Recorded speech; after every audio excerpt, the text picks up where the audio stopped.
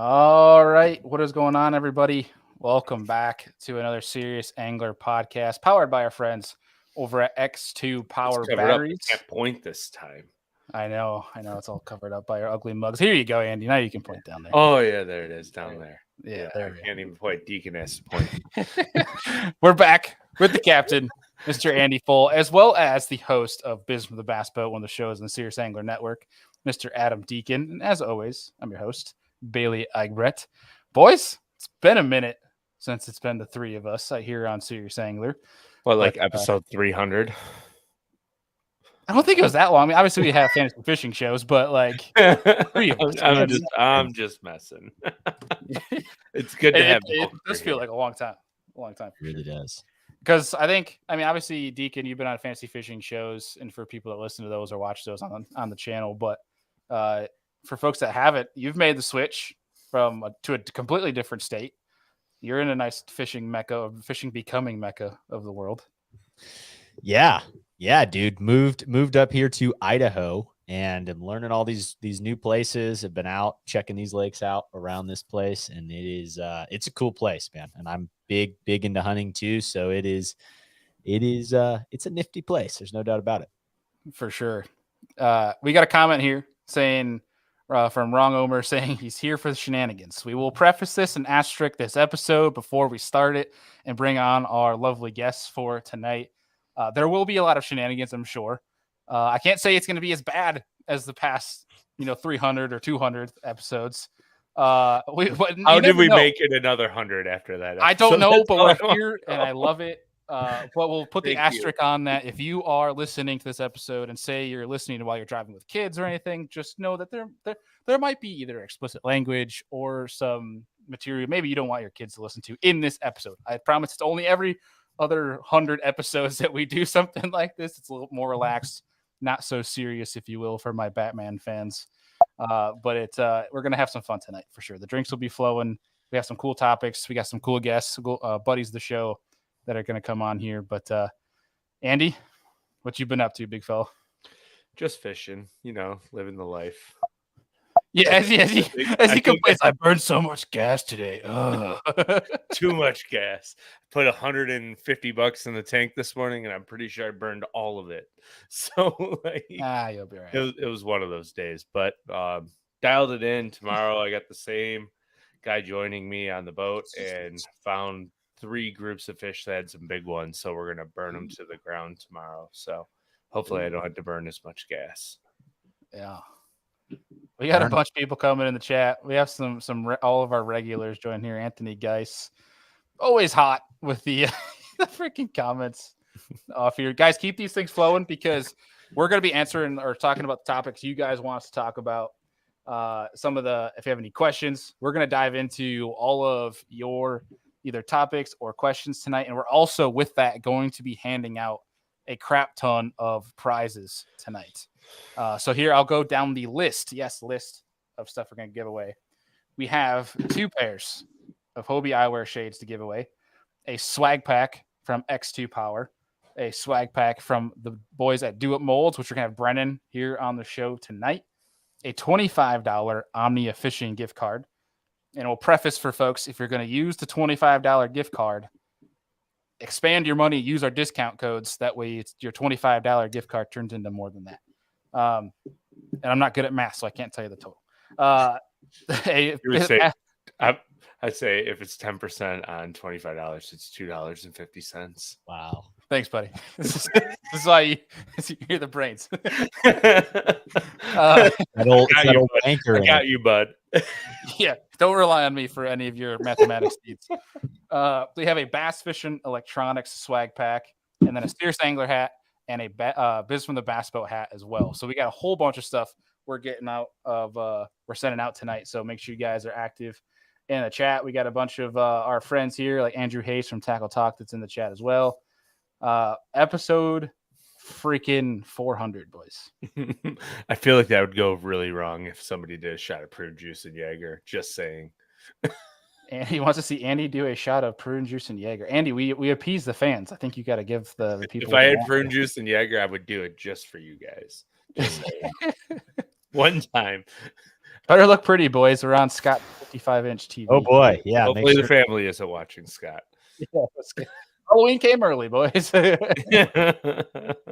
Oh man, but it's awesome seeing everybody in the comments here. Well, I promise we'll do our very best to get to all of them. But we have our first guest coming on here in a few minutes. But we have Mr. Alex Rudd with us here tonight, Brennan from Do It Molds, and our boy Mr. Paul Roberts from the Bass and Brews podcast as well. And I think you guys know with those characters, we're going to be in for some fun times here tonight. But Andy, what are you drinking over there again? Oh, margarita with bourbon instead of tequila. Oh gosh, What would you call that? A burberita? A burberita. I guess that's a good one. It's delicious. Though. All it's missing is like the salt around the rim and a lime, and it'd be top shelf. Andy, can you confirm or deny that you're a streaker after 3 Bud Lights? Deny. It'd take about 30, and I need a gymnasium, like old school. We're going streaking. Waylon Bailey says, who's going to be doing a Matt Robertson shoey tonight?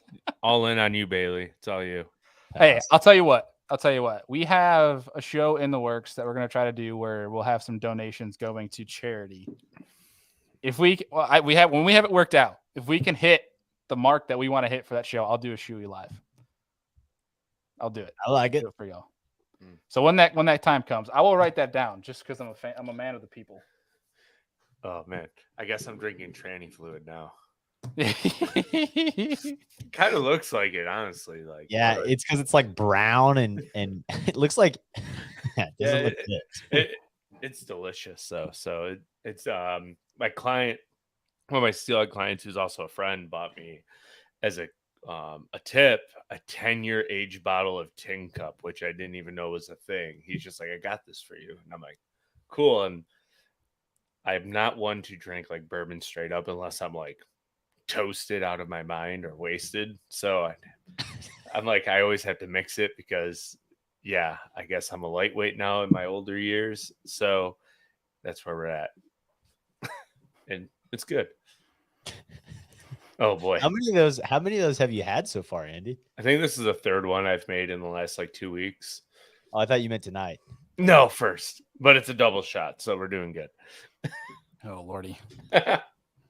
So you guys know we're not ones to talk crap on this show, and I'm not going to 100% here, but I will comment on this because you guys know I was fired up a little bit this morning. But Anthony Guy says, what my number one question, which YouTube channel is despised more? Randy Blockhead, I won't refer to what he actually said, or the Googans. And I will just say personally, the Googans fed off positivity and having fun. At least they fed off positivity, whereas the other one is, I've never seen a positive thing come out of his content. And that's all I'm going to say is I am a huge not a fan of the constant negativity that does nothing for our industry and does nothing for the viewers besides make people go crazy and just think negative thoughts. And we don't need that. And there's no place for it. It's just a cancer for the industry. And I'll leave it at that.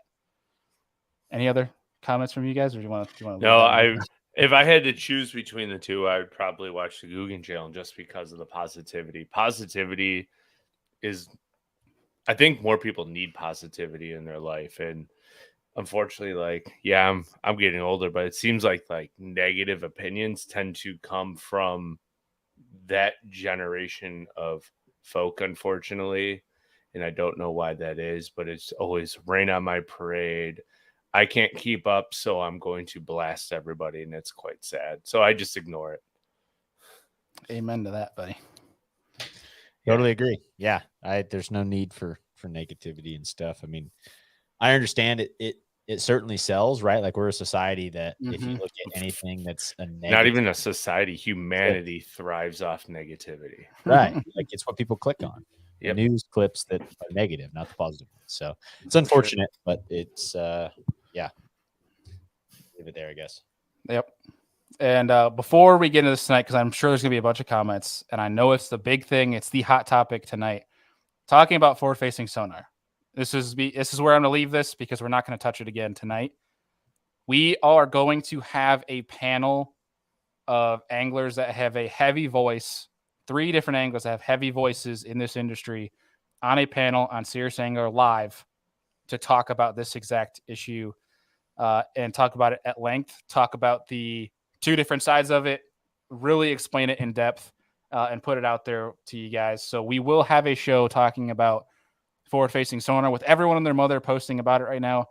We didn't want to join in on that and kind of give our opinions. We want to have a well thought out, educational, and very intuitive discussion about the topic and really bring some different points to light, especially with people that carry a much heavier voice than we do. So stay tuned for that. That should be coming up very soon. So you guys will know. We'll announce it either on the show or you'll see it on social media first. Regardless, we'll let you guys know when we're going to do that. But that is coming. So I knew someone was going to bring up forward-facing sonar tonight. Just let you guys know we are going to get to it. I promise. Let's see what else we got before we start bringing on our first guest here. Oh, this is a cool one from our boy. Which has been each of y'all's favorite episodes? Which, by the way, shout out to Brown Bait Co. Make some freaking dope baits, dude. That kid's got crazy creativity. I don't know. What do you guys think? Top of mind. What do you think that might be? Oh my gosh, there's so many. Like, I think personally right now, like some of my favorite episodes, and this is from like being on the water all the time and learning about the ins and outs of what happens on the water. I think it's like all of our Steve Barton episodes. Like I actually go back and listen to some of those because there's so many like tidbits and things that we can learn. It's like just by listening to it, you can understand the diversity and the biochemistry of a lake, and it'll help you catch more fish. So those are probably some of my favorite. But that is a great question, Brown Bait. Yeah, our dude Brennan over there, kid is keep an eye on him. He's going. Kid is wicked smart. I love that answer, Andy. Does he already have a Serious Angler hat? He has one on the way. Right. He knows he has one on the way. I will call him. I'll put myself at fault here. I have not shipped it. I've been meaning to ship for like over a week, so I apologize. It's coming. And with that, I will add in a pair of Hobie eyewear shades to that because that's a damn good question as well. Yes, perfect.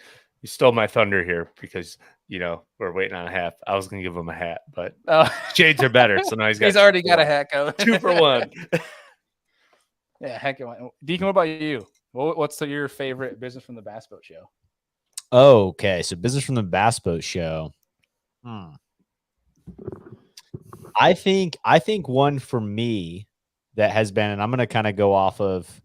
There's definitely a bunch that I feel like have been really, really cool, but the one for me that was, I think, someone who I've fished against, and Todd Castledine, when you're with him in a weigh-in line or something, he kind of just is like, man, who is this guy? Like, everyone knows who he is, but he kind of, it's not like he's rude, but he comes off as like just a straight-faced guy you don't really want to talk to. Like, you don't want to go up and be like, hey man, how was your day? You know what I mean? Like, you're just like, this guy doesn't look like he wants to, he doesn't want to talk. And it's like, okay, that's no big deal. There's plenty of guys like that. But the interview was awesome. Like, talking about fishing nationally versus fishing regionally, how he makes a living fishing regionally, and how that's just a different mindset than a lot of people who are trying to go make it, which is nothing wrong with doing. But it was interesting to hear his take, and I thought it brought the most value to people to kind of hear some of that. So that's probably the one top of mind as far as strictly Business from the Bass Boat. But our shows where we screw around, whether that be fantasy fishing or anything else, those are fun ones for me. You don't enjoy those at all? No, I hate them. None.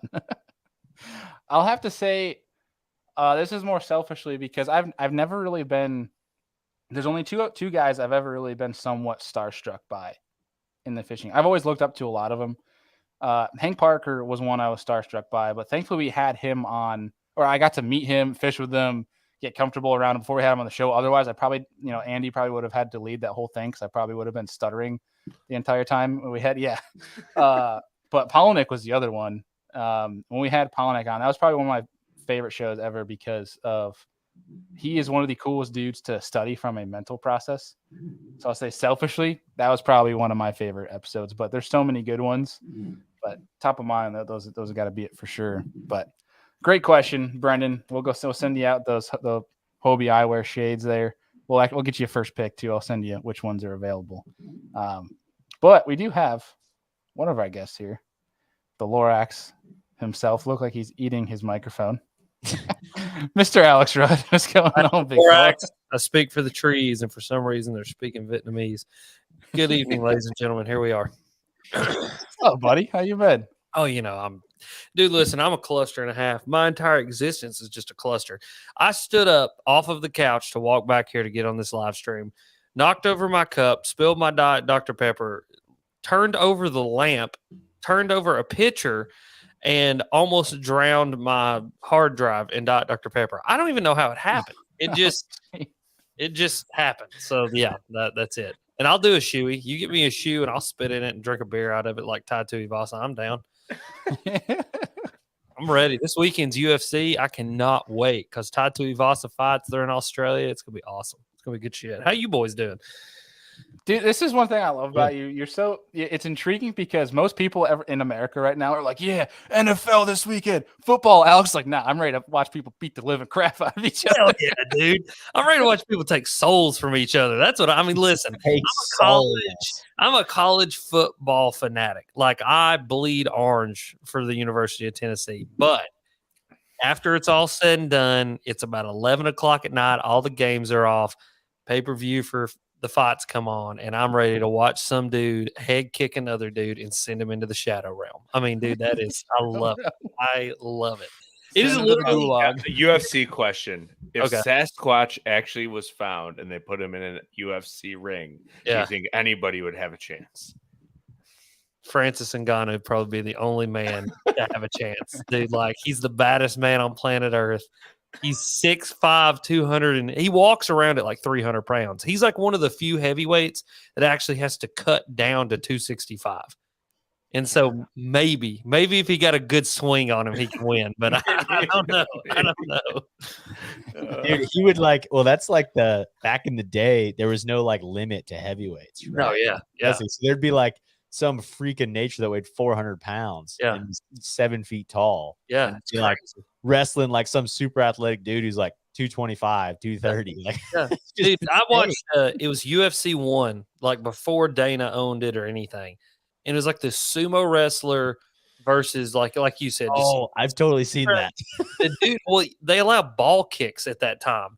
The dude just starts railing him in the nuts. I mean, it's my fighting method. That's what I always say. I'm like, I could win a UFC fight. And I'm like, you know why? Because I kick him straight in the balls. Once he got up off the canvas and the penalty was over, I kick him in the balls again. And then they kick me out of the fight. But that's how I would win. I'm not a fair fighter. It's a fight. You would have a 0-0 record because I don't think a disqualification counts as a loss. No. Record. Yeah. They would just kick me out. But yeah, dude, like that UFC 1, man, this sumo wrestler's like trying to take this dude down. And I mean, finally, he's like, all right, I've had enough of this. And I mean, just rails him right in the nuts and then just keeps railing him right in the nuts until the guy just is finally like, okay, I've had enough of this bullshit. I'm done. Yeah, no, man. It's wild. He was bleeding for a month. Oh, yeah, dude. Like, he pissed blood for a month after that. But, like, the crazy thing to me is, like, knockouts are crazy, but you kind of understand it, right? You kick somebody in the head, it knocks them out. What is really wild to me is the liver shots. Like, because you see somebody get hit in the liver and it literally shuts their body down. Like, they're going, they're fine, and then they get hit in the liver. And I mean, it's like they get hit by a taser. They're just like hit the ground. And I mean, they're just all on top of them. But dude, that it's crazy, man. I love it. It's a fun sport. That's not what we're here to talk about, though. We're here to talk about y'all's 400th episode. Like, come on. About anything. Yes, sir. 400. 400 is nuts. That's a lot. It seems like a freaking lot. It's I don't really know how to describe it. I mean, we just each episode you watch the numbers kind of stack up when you can actually you track it and keep up with it. Man, it's a lot, dude. It's impressive. Like we just started. I mean, there's not very many podcasts out there that have 400 episodes. Most get canceled. Surprisingly, we haven't, but tonight might be the night. Hey, well, you got me on here, so it's a damn good chance. There's always a chance, right? Yeah, that's true. There's always a chance that something's just going to go sideways. But no, 400 episodes is seriously. I mean, that's impressive. I'm proud for you boys. That's good stuff. Appreciate it, man. You've been on like 20 at this point. It seems like a lot. I do a lot of podcasts, so I don't know. That's what somebody the other day texted me. And they were like, dude, I've listened to 6 different podcasts and you've been on every single one of them. Like, what are you doing? I'm like, I'm just getting around, man. He's Getting on around. the corner of podcasts. Yeah. Good Everywhere. gosh. Maybe one day I can work my way all the way up to Rogan. That's the dream. To one That's day the dream. Yeah, just Is that the top of the The bucket most list? interesting fisherman in the world. Oh yeah. Oh, but see, I would be the ultimate guest for Rogan because we could just bullshit about everything. Like I can literally, you bring up a topic, we'll talk about it. Like, you know what I mean? That's true. So, That would be very intriguing. Cut that one and tag Rogan. See if he responds. yeah. Everybody start tagging at Rogan right now for me. Let me on the podcast. Yeah. Well, we will bullshit for 4 hours if you want to. I don't care. Whatever you want to talk about, I'm Spam them. Set an alarm for every 10 minutes just to keep Yeah. tagging Alex in all of his pages. aliens, drugs, politics, UFC, you name it. We'll talk about it. I'm down. Everything. Yeah. Uh, Well, one of our other guests we're going to have on tonight is also a podcaster. And perfect timing. He hops in right here. Because there's a good question coming in from our boy Andrew Hayes at Tackle Talk. But we'll bring him on here before we ask this question.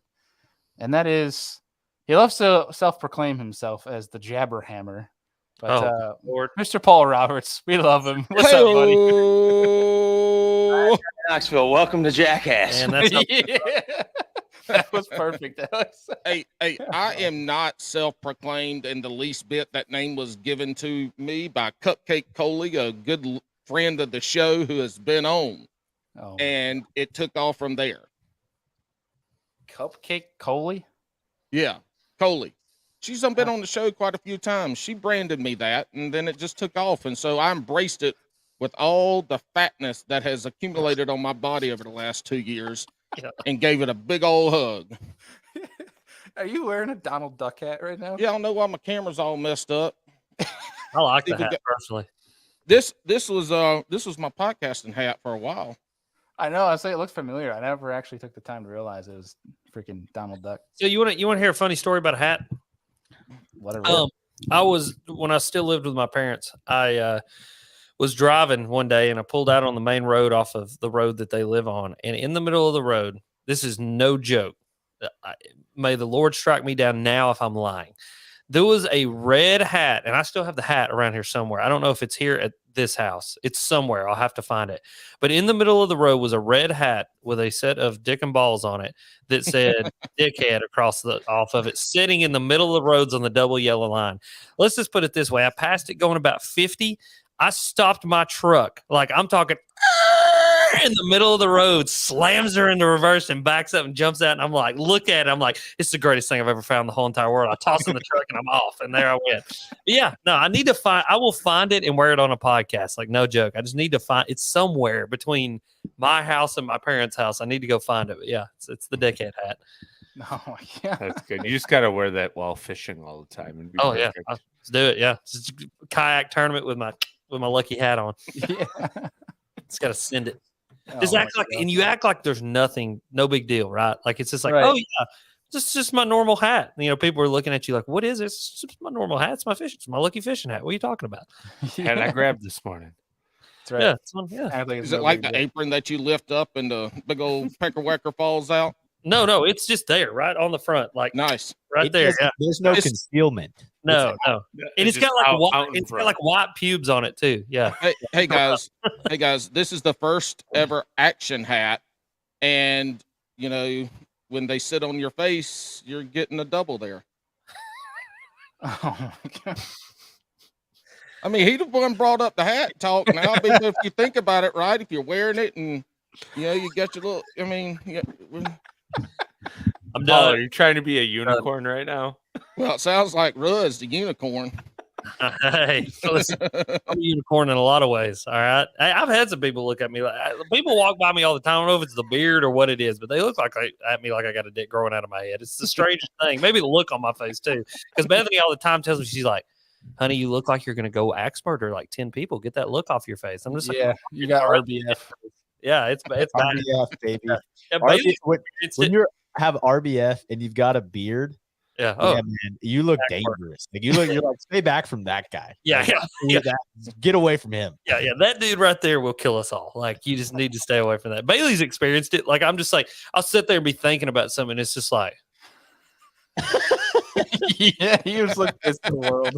yeah, No, it's just like, man, who made him mad and why'd they make him mad? Why did they have to make him mad? That's those guys you see in the documentary right there. That one. You see that kid? Let's go. That guy's last name is Dahmer, and I know it. Well, boys, before we get on Brennan here, our last guest for tonight to join the conversation, Andrew Hayes from Tackle Talk actually has a really cool question. And figuring that we're all podcasters here, he has a cool question in that: who was your most surprisingly cool guest? Someone that turned out to be something pretty unique. Like you knew it was going to be a good show, but someone that was pretty unique. And I'll start this off because I've had a chance to obviously look at the question here for a little bit. Andy, and I think you might agree. We've heard really good things about the guy before we had him on, and since then we joke and say that he's actually the host of the show. But I'll say that Mr. Keith Tuma is probably one of our absolute favorite guests because he literally just takes over the show and talks for us, and everybody loves him. So I'll say Keith Tuma. But It's always Andy, Tuma time. Yeah, it's Tuma time. 100%. Tuma for sure. Yeah, I love Tuma. That guy, he's comical. And like behind scenes, he's even funnier. So One of the best humans. I hope he makes the Elite Series because I think his stage presence will be just unreal. Incredible. Unless Bass quells it and, locks it in a locker and doesn't allow it. That's a good They've allowed much worse. I think it'll be okay. Yeah. Well, Deacon, what about you? Man, dude, that's right there. Hayes brought up that topic, and that's when I said Castledine, just because it was someone I didn't expect to be as chill and relaxed as he was. Like, not saying he's not a bad guy, but just every experience I've had with him, he's a straight face. Like, here I am at the boat Like ramp. RBF. He's just ready to go. He's like, I'm taking your money and you have to deal with it. Yeah, it's true, man. It's like, how much do you want to bet this year at Table Rock at the Toyota Series Championship? He's going to be in the top 5. Guarantee it. Like, it's just who he is. Yeah. Paul, what about you? Man, it was Bailey, and then Rudd came on, but they both got kiboshed. So it's me. No, sorry. I know. You shaved your beard. I can't. I've have never you. been I can't invited have again. Oh, your beard. I was eating it. Your beard is about as short as Bailey's, and it took him like 8 months to grow that. Yeah, but at least mine's like pretty much fully in. Like this looks good. No, the real reason why I shaved it was the fact that it was starting to get really gray. And I was like, I can't deal with this. So I shaved it off. I refuse to be old. I'm getting to the point with my hair too. Like I look in the mirror and I'm like, damn, I got a lot of gray hairs in here. I'm gonna have to cut my hair soon. Yeah, a little bit of that. You're starting to run away too up top. No, it's been like that since I was in high school, like that runaway. And my hair is thick as ever. I use good conditioner. I'm gonna say, so you use your wife's stuff. Exactly, the expensive stuff. I'm gonna say bougie. I'm gonna say Greg Blanchard, and I hate to have to say that one because Alex was, out protecting our coastlines in one of his trips, but ended up being a 3-hour and like 10-minute episode. Dang. And I think Greg told every story that he's ever told, on YouTube, and some that he didn't. And it was just interesting, and it wasn't the same Greg Blanchard that you see on his videos, but it ended up being a 3-hour episode, and I had no intentions of it going that long. But welcome to Bass and Brews. Yeah, welcome to podcasting. Shit just runs along. Yeah. Alex, what about you, dude? Wait, we do episodes under 2 hours? Is that the thing? I'll probably have to say John the biologist because he was the first biologist that I ever had on, and like I didn't expect it to be as good as it was. Like I expected it to be like really dry and just like boring, and then it just like sent me down the rabbit hole that I've been on for the past 2 years, which is having biologists on and talking about science. And so it was really unexpected. You know what I mean? Just it's really cool just kind of to get to know all those guys now. But yeah, John was probably the first one that I was like, oh wow, like that's not what I expected that to be, and it was great. So that one's definitely mine. Heck yeah. Well, before we bring Brennan on, I will say again to remind people we have a bunch of stuff giveaway wise, and we'll do Rudd. I'm going to put you in charge of the X2 Power Swag Pack. So your favorite comment or question, like topic that comes up from the comment section, you're in charge of picking the X2 winner. You got it. Yeah, it's gonna have to be bad. It's gonna be something to get my attention. That's all I'm saying. Start it up, folks. Start it up. But without further ado, let's bring our last guest on for tonight. You guys know him from the fantasy fishing shows. Mr. Brennan Chapman. What's going on, dude? What up? Just getting some tackle ready for a tournament that I decided to jump in at noon today. So, Oh, no. Did you practice Love before those. you jumped in? You're gonna go win.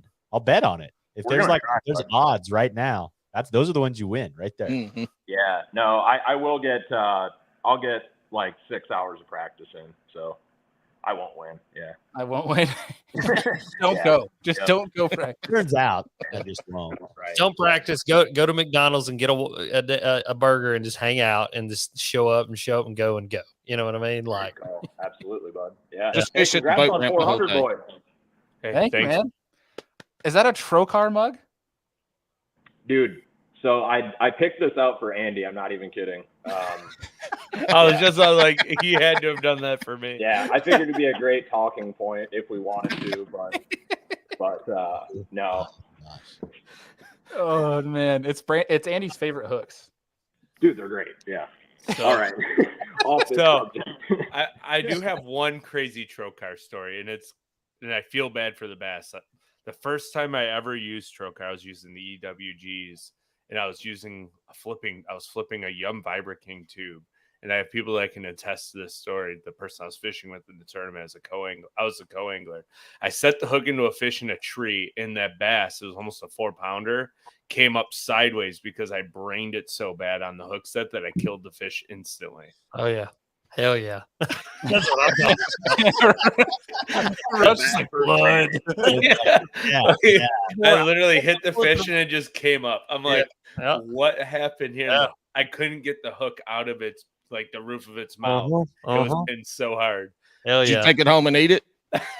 I gave it to people at the dock after the derby. I've killed a couple flipping like that. Like that's a sign that you're setting the hook just right. You're like, uh-oh. Slack line, try to kill every single one of them. That's what I want. Like that's it right there. Yeah, it was good.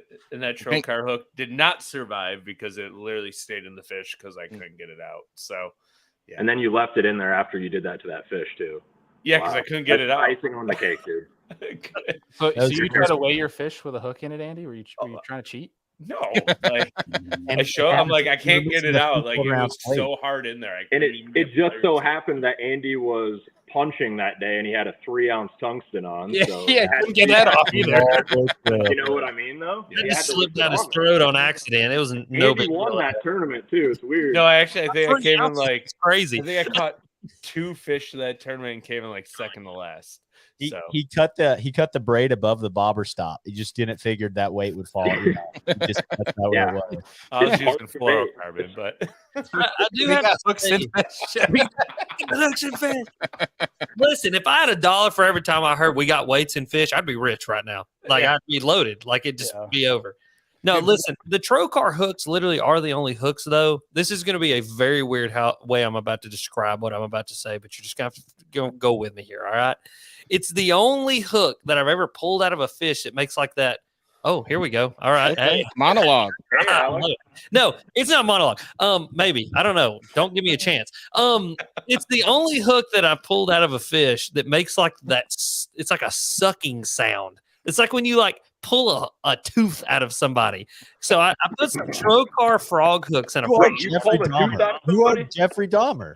Yeah, I am. Jeffrey Dahmer. What the hell, man? No, that's I honest to God, that's going to be my comment because I don't think anybody's going to beat that one. So thanks for putting that one up there. Yes, the Trocar emblem does look like just like a uterus. It looks like the medical diagram of a uterus, but blue. Okay, it is. Anyway, back to my story. So I put a Trocar frog hook in some frogs one time, and when you would pull that hook out, it's like a sound. You know what I mean? It's like meat. It brings meat, cuts them bad too. I don't know. Anyway, it's just something I've noticed. Maybe it's just me. You know, I'll shut up now. If you killed a Dude, fish on the hook set, you ain't got to worry about losing it, getting it to the boat. Perfect kayak fish. Yeah. Don't flop Trocar off the cup was a board. good choice. Yeah, That was a it good was. choice. I mean, dude, there's a reason they use Trocar tips on muzzy broadheads. I mean, they're made for killing. It's made for blood and destruction. Like blood, guts, and glory. Not tournament friendly. not tournament friendly. If you're catching to gosh. keep, use Trocar, I guess. Oh my gosh. Good Lord. Oh, I've got my second favorite comment. Never mind. It's going to be two conjoined comments that make up the comment that gets an X2 swag pack. We're going to have to divvy it up. Yeah, this guy keeps it up. He gets it all. He's taking home all the dice. Like, this is it. Goodness. We got a few really good ones in here. And we'll add on to that, too, and saying that, Brennan, keep an eye out for your favorite comment or topic that's brought up in the comment section for the Do It Molds swag pack. All right, I'll watch very closely. Like a All hawk. night. Pay attention. Nothing will get past me. Nothing's getting fast. Only trocar hooks. All right. Brought to you by Trocar. We do not endorse this. It'll actually never be brought to you by Trocar now. No, never. It'll. I think that passed like that ship sailed. I don't know, 2 years ago when Andy made his first comment on Trocar. Dude, I remember that. It was like the I hair didn't know that, dude. So he was okay, talking this about was Scott Martin.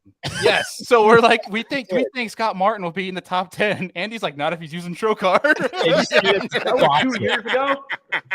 We're like sitting here man, we're just kind of this podcast thing. Let's just try not to get canceled. And he's like, yo, this brand sucks. Well, hey, you're at number 400, baby. So That's right. Start from the bottom. Now here. that's right. There could Without be worse things. Trocar. Here's the deal. We preach positivity around here, not negativity. Yeah, all right? that's Like, right. Really needs to get in on this shit though, because this is perfect advertising. Like, these guys, I mean, I can imagine the ad read now. Hey, this is Trocar. Serious Angler Podcast hates our guts, but we think you guys might like our hooks. So buy Trocar. And Alex Rudd says they're good murdering tools as well. Captain Andrew says you can kill all your fish with Trocar hooks. Blood, Guts, and Glory. Serious Angler Podcast brought to you by Trocar hooks. Make the fish bleeding process faster. Use Trocar. Make bass fishing violent again. Trocar hooks. When my truck tires get slashed with the Classic or ICAST, I know exactly who's going to do it. Okay, hey, I got it right here. Other Brennan, Brown Bait Company, we got to do this. Let's play a game. Everyone's least favorite product. It's episode 400. Let's send it. Go. Oh, shit. Where is that Oh, question? I'll put it yeah. in. Who else? All right, Brennan, can you be first. Sponsored by? Let's find out. Yeah, who else was never going to talk to us again? Right, yeah. Go walk into a booth at ICAST and just get a good firm nose punch. Yep. Yeah, there's going to be a couple booths to stay away from at ICAST next year, boys. Just know that now. I'll go first. Anything live target.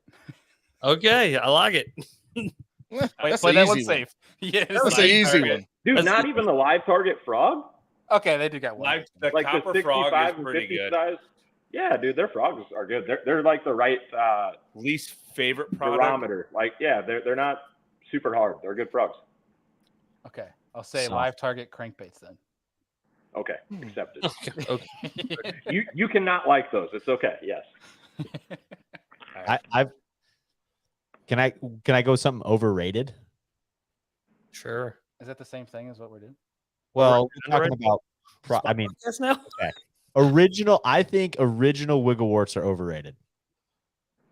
Wiggle warts are overrated. Alex might kill you right now. Yeah, he might. I can see it in his eyes. Look at him. He's like, I'm gonna kill His him. Dahmer's coming out. I'm gonna mail him some Trocars. He's gonna rip your teeth out. He's Oh, gonna rip your teeth out, Deacon. Yeah, get ready for the sucking noises he was making. yeah. Pound you into the ground like a cartoon. You're just gonna wake up tonight and go back. You're gonna think wiggle warts are overrated. Come here, bitch. Yeah. No, wiggle warts are good. Okay, wiggle They're warts. solid. Don't get me wrong, but I just feel like with today's crankbaits, I'm talking original wiggle warts to like a Spro rock crawler. Yeah. No. Yeah. 100%. I can launch a rock crawler, man. Yeah. And the wiggle warts it's so lightweight and it's great, Yeah. but it's just in comparison to me. I get so much more out of fishing a newer version Yeah. than like. Well, it's the- like Bossa crankbaits. They just make me nervous at this point because I don't have a lot of the good ones left. And so Right. it's like I would almost rather go fish something injection molded than a real Bossa handmade one because it just scares me to death to fish it. break So I it. get what you're saying. Yeah. Everything you guys just said was nails on a chalkboard to me personally, but it's okay. We can have opinions, right? Take that tow car. This is a safe space. This Yeah, is this is a safe space. It's fine. No, it's not. Not with me here. No, absolutely not. You're gonna rip everybody's teeth out. Yeah. Like, I'm afraid to talk. Just to hear the sucking sound. No, that's actually my least favorite sound. Like that sucks you. Don't even get me started on that one. Those wispy damn spiders that live in the trees around the lakes. You know the ones I'm talking about? They're real long and like, hate them things. Banana spiders? No, I don't know. They're wispy looking. It's the only way I can describe them. I don't like them. I have They're no what the hell horrible. wispy means. It's like, they're like small, like their legs are really small. It looks like a granddaddy long legs, but it's a spider. Like their bodies are long and slender, and then their legs are like little needles. And it's just like, I hate them. When they get on, they can't hurt you, but like I freak out and smack them off of me and almost fall on my cack and scream like a little girl. But that's neither here nor there. Neither here nor there. Paul, what do you think? I'm gonna go the Kitech paddle. Kitech paddle. Man, Words. Okay, Words. remix. English. Look, I will take the paddle tail Lago shad over Kitech any day. Any day. The Kitechs, I can't go with them. One fish and it's like Yeah. Yeah, get him out of here. it's like fishing a Cinco. Yeah. It's like fishing a stick bait. You lose it every time you catch a fish. Yeah, but the ones that They you work. lose after one fish are the ones that catch the most fish. I'm sorry to say it, Paul. I catch more on the Lago shad all day. Which every one day. do you throw more? The Lago shad. Oh, that makes Exactly my sense. But point. that's not the one I threw more before. I threw Kitechs forever listening to y'all. And then I put them on the Okashira head with the Lago shad, and I love it. I catch the hell out of them. Matter of fact, I caught my winning fish on the tournament I had a couple weeks ago on that Lago shad. Here we go. Here's a perfect. Stay off the weed. I don't have to smoke weed to be this dumb. Oh man. Y'all said this was a safe spot, and I got kicked out. I'm pissed now. I'm taking my shirt off. Hey, you're safe, bud. You're safe. I don't agree with you, but you're safe. Paul, you're gonna have some people coming after you for that Hey, one. bring them on. I will respond back to them with love and hugs. I don't even want to know the total amount of money I've spent on Kitech swim baits because it would be It's absurd. disgusting. It would be like that's a down payment on a house. Like, I mean, I don't know what it is, but it's a lot of money. Yeah, I'm with you there. You want to know something kind of I'm not with Paul in saying that the baits are bad. I've probably bought 20 packs of Kitechs my whole life. Like, I just don't fish them at all. Like, at all.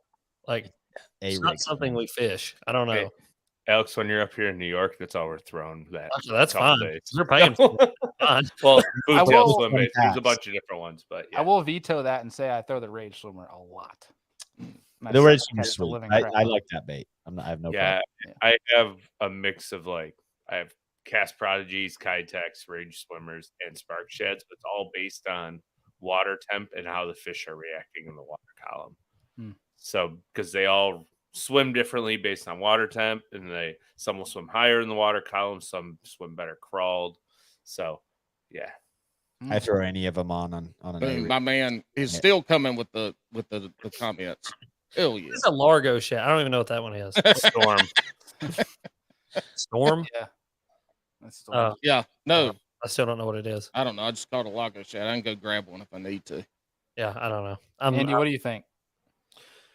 Ooh. Mr. Lure Lab, be careful. So I have anything you can make in a do it mold's terrible. That's what I've heard. Yeah, I have two, and they're both equal. Like, I've never caught a fish on a Livingston bait, and I've owned them. And two I haven't either. That's so true. But some of the actions on them are good, but I don't know why I've never caught a fish on them, and I've actually tried. And two is the Terminator chatterbait plastic bill weird thing. I've tried it, and I don't even know how to get action out of it. So those are my two. I likes it. Brennan? All right. So I agree with the Livingston part. That would be a choice of mine. But I would say, just like a broad stroke, anything marketed forward-facing sonar at this point, I'm not on board. I don't care what it is. Like, unless it's something that actually enhances it. Like, if you just incorporate it into your marketing and you call that a forward-facing sonar bait just with words, then I'm out. So And I heard All the right. comment earlier, this wasn't going to be a forward-facing sonar show, and I'm not trying to make it one, but that would be my. Let's do it. I think they should ban it. No, I'm just kidding. Anyways, moving on. Bailey's about all of his articles, every single thing he's writing right now, Brennan. He's going to change that and see if he gets fired as quick as possible by not saying it's going to be forward-facing related. Like, none of this stuff matters. None of these baits are for forward-facing. It's just a regular bait. Hey, we need you to write this Tell the article truth, about baby. forward-facing. Just No, don't no, use the not. word. Won't do it. Just a Alex, bait. did you go? No. I think you're the last one. Livingston, everything Livingston makes is trash on a cracker. It is hot, white, dumpster fire trash. And let me tell you why I say that. I had a Livingston glide bait. I hooked a teener on Chickamauga on it, and the hook hanger pulled out of the bottom of the damn thing. Ever since then, screw that company. Screw everything they make. The sound technology's stupid. They're stupid. Their hooks are stupid. Their hook hangers are stupid. They're a trash company. And you want to know? You want me to put the nail in the coffin on that even more? Old who's the guy that won the classic throwing a Livingston Lure? What's his name? Randy Howell. Yeah, Randy Howe. Randy Howe didn't win the damn classic throwing a Livingston Howler. He won it throwing a DT. I saw the damn thing when he was throwing it. It was a DT 10. That's what he was throwing, and don't let him lie to you. All right, that's my soapbox for tonight. There you go. Well, we're never having Randy on the show. I'm gonna reach out next week and see if he wants to come on mine. There Are you you go. guys just watching opportunities, just like exit Yeah. the room? We're like, we might want to stop this show. Randy, please come on the show. I'll be right back. Oh, nice. Finally, Paul's leaving. He's gonna go order a shitload of Kitex. Yeah, Livingston. Yeah. Tackle warehouse right now. Oh, good Lord. So, Brennan, I got a question for you, actually, because one of the Hit me. things we have a topic I want to bring up after this that's Mhm. kind of made me think of it. But what's some of the worst stories you've heard or seen when people are pouring either jig heads or soft plastics, like pouring gone wrong?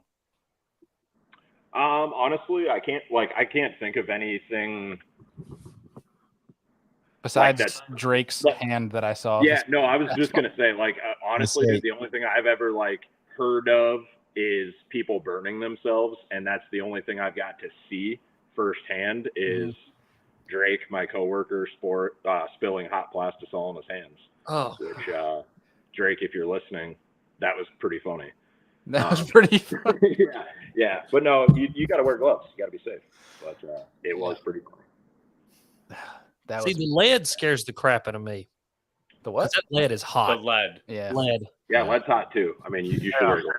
Yeah. Yeah, I always do all the safety stuff, but it still just like scares the shit out of me because I always think like, well, if just something crazy were to go wrong, like, and this hits my skin at it's burning through it. Like, it's not just like a kind of a burn, it's going through it. Like it's molten metal. Like that's hot.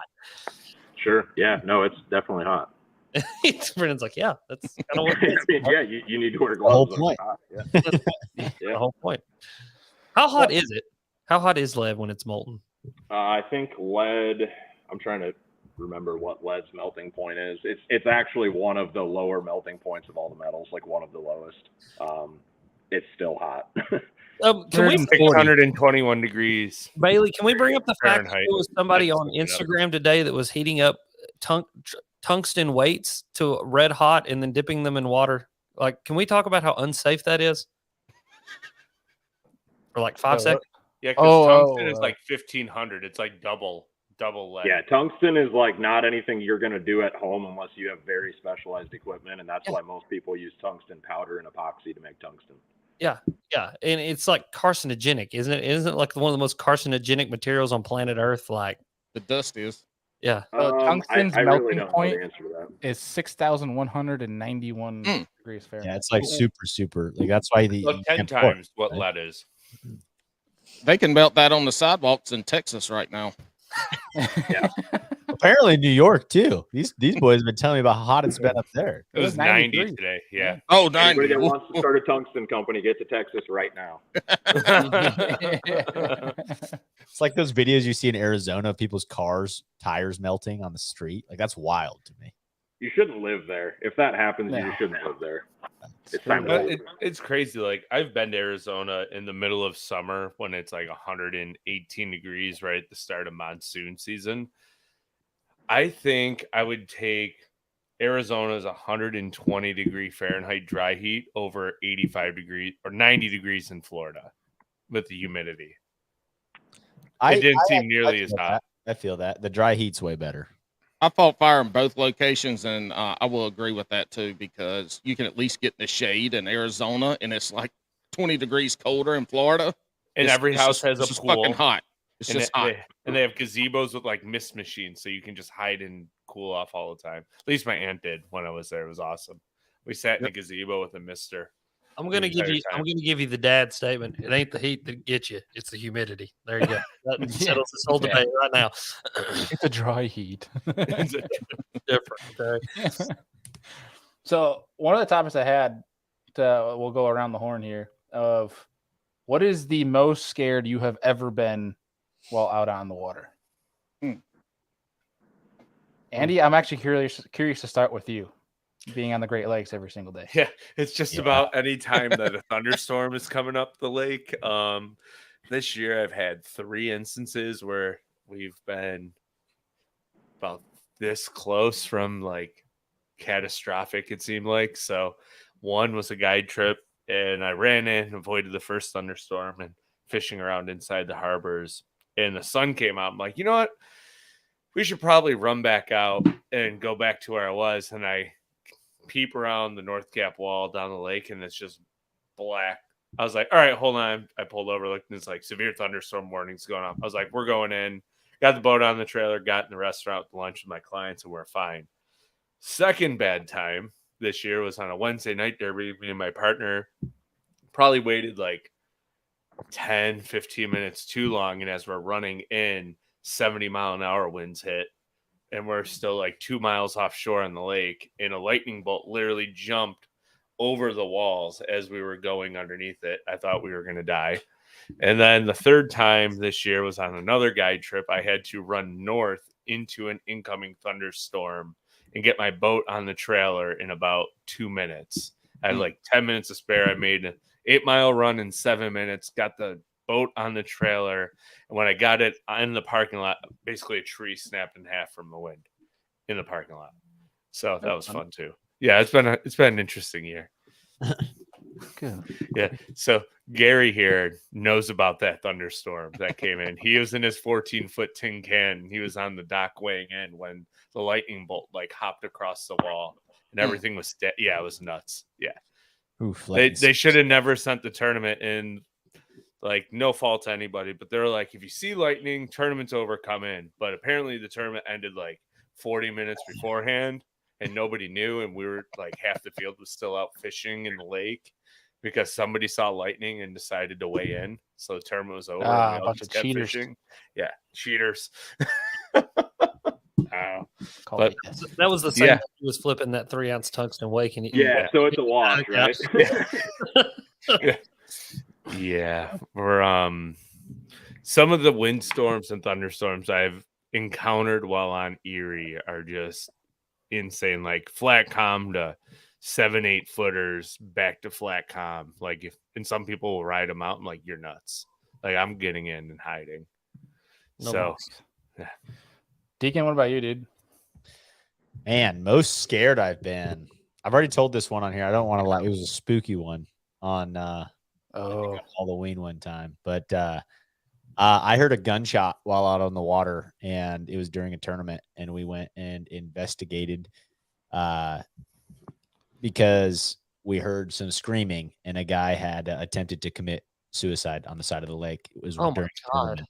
And so we went up and called 911 and had everything taken care of the best we could. And he got life flighted right off the point. It was like early morning, 6 a.m. Slate, like, dude, just started smoking them. Like we had 2 good ones in the boat. We were throwing top water first thing in the morning, and just like, I think that was a gun. No, that sounded like a gun. I'm not 100% sure. Then you heard like a guy yell, kind of yelled back, and it was wild. We ended up finishing the rest of the tournament. We ended up cashing a check. It was great, but it was something. That's how we end it right there. Yeah, I thought there was There we like a Mass murder. heartfelt, like meaningful, like something uplifting. It's like, yeah, we cashed a check, everything was cool. I mean, the only thing that made that better is like, dude tried to suck start a 9mm, but God, we were hammering him, so we just didn't give a shit. He's like, that guy'll be all right. No, You wouldn't believe we were fishing this point. And we watched a guy. no, like We just okay, kept going. It took he got life. That point was to die for. Oh my god. Oh, okay, that was mean. No, To absolutely nobody. Oh, God. Oh, no, but this is how I feel like I've dealt with like because that's what we talked about is like both my turn partner and I were like, man, this is wild. Like we both were like we were fairly calm through the whole situation. Like called 911. There was another boat that saw it too happen, and he ran up there, and we ran up, and like the whole thing happened. But it was totally just after that. It was kind of like just like that, like kind of a joke. Like it was just how I don't know if that's how we dealt with the trauma of that, but it was very like we went right back to fishing, and we. It is. That's how you deal with it. Like you coming from a dude who worked in a profession where you see a lot of people die for a little while, like I did that, and it's like you just get to the point where you got to joke about it because if you don't, it'll drive you nuts. Like Right. you gotta. I mean, you gotta pull a Brennan, and you just gotta joke about it. That's Dude, the yeah. internet for today for me. That was great. Adam, no joke. You ever thought like maybe that dude just like looked out his window one morning and saw you just beating the shit out of his fish and was like, dude, this is it. I'm done. He was pissed. That's my stuff's point. exposed. Yeah, he's like bro. that dude is smoking them, and I'm upset. Yeah. Yeah. Just something to think about. Yeah. Good job. Marinate. Just think about that one. Be more considerate next time you're fishing point. Yeah. Think about that next time you go beat the hell out of fish, What if somebody's watching? What if they're their fish? Go. Alex, what about you, man? I was about 10 years old, and I was fishing in a tournament with my dad on Douglas Lake, and it was one of those days where it's like a 20% chance of thunderstorms, and we run as far away from the ramp as we can get. And, Just real fast. Did you see this? Did you see this comment? Hey, time out. Has somebody hooked Drunkwood up with apparel yet? Anything? No, nothing. All right, he's my choice. This dude's been Oh. all night. Yeah, You John. can't give him only- apparel. He won't wear it.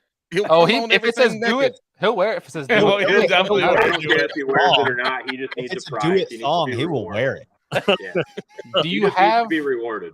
do you So, have yeah. either dresses or banana hammocks? Because that's his attire. That's his style. Okay. Hell yeah. Yeah, we got Hell a yeah. ton of do it branded Hell yeah. banana hammocks, so that's perfect. Oh yeah. but I don't have one of Whole those. marketing thing. You got extra small, right? Yes. Okay, good. Absolutely. Yeah. Yeah. We got one just for you, bud. Yeah. Yeah, thank you. Yeah, I'm small. Send me now. one, and I will wear it I will wear it fishing every day. When I did porn, I was a small talent category. Anyway, I was about 10 years old, and we ran as far away from the boat ramp as we could get. And it was one of those days when it was only like a 20% chance of thunderstorms. And we get to the back of this creek. I knew it was coming. I knew I it was love coming. it. That was, I love it. We get to the back of this creek, and at the back of this creek, there's a bridge that divides like the actual creek from the rest of the main lake. We go in behind this bridge, we're fishing, we come back out around the bridge, and the sky is literally like, I don't know if y'all have ever seen like a tornado, but you know how the sky will turn like that weirdish brown green color? Yeah, it was that crap. Eerie. Yeah, it was that crap. And it Did was y'all like, have cows? so what? Did y'all have cows? Have And cows? Twister? Oh, yeah, Twister, yeah. we had got debris. cows. We had debris cows. So we go around this point, and like literally, I'll never forget this. It's like painted in my memory. My dad goes, "Sit down and put your life jacket on." I'm like, okay. So I sit down and put my life jacket on. Before we can get not even a third of the way out of this creek, I'm talking 6-foot rollers. Wind is blowing 60, 70 miles an hour. Sky to ground lightning, raining so hard you can't even see the front of the boat. So my dad, just knowing the lake, cuts a hard left and just starts driving towards where he knows the bank is at. And like disregard to the boat, everything, just runs it up on the bank and is like, we've got to get out of the water, because there was like knee deep water standing in the bottom of the boat. So he runs her up on the bank and then ties her off to a tree. And he knew there was a house up on the hill. So we go up on the hill, and literally like he's knocking on the door to this trailer, because he had talked to the people or knew the people before they weren't there. So we like get up under their trailer just to sit there, like, on their porch for refuge. And dude, I'm talking wind is like blowing so hard. I can't even describe it to you.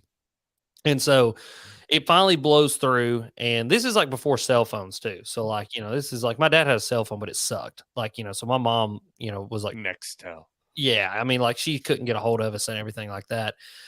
Well, we pull out of the pocket to start heading back to the boat ramp because at this point we're just like, man, we're done. Like, this is dangerous. We're done.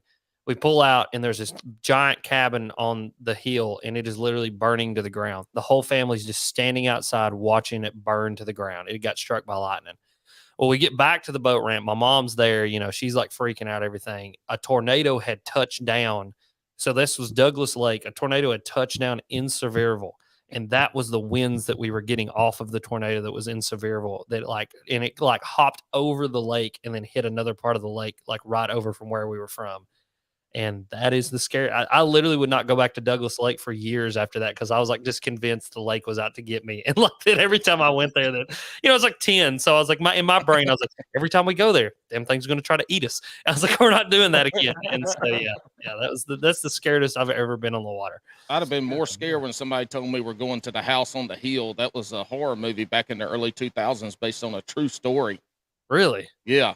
Ooh. Yeah. Some serial killer running around doing, serial killer stuff. House on the hill. I'm not going there. I'm taking my chances in the boat. You should write movies. You're preaching to the choir about murder talking to Alex, dude. Inspired by that type of shit. Yeah, he's loving it. Go watch that movie, Alex. It's a good one. I'll probably get done and be like, that is a masterpiece. The way that he killed those people is beautiful.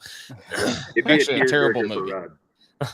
Listen, I've texted Bailey some things that I'm pretty sure he was like, probably need to call somebody. Like that's unhealthy. And with that, Alex is officiating my wedding. Yeah, let's do it. Yeah. Pretty good at it too. If anybody needs my services, give me a call. All I ask for is a good reception dinner. That's all I ask for. Are you putting a time limit? Dude, I'm calling you. Okay, I'm telling you, bro, I'm down. I'm all 50 states till the day I die, son. All right, dude. Oh my god, awesome. My wife would love hearing that. Brennan, what about you, dude?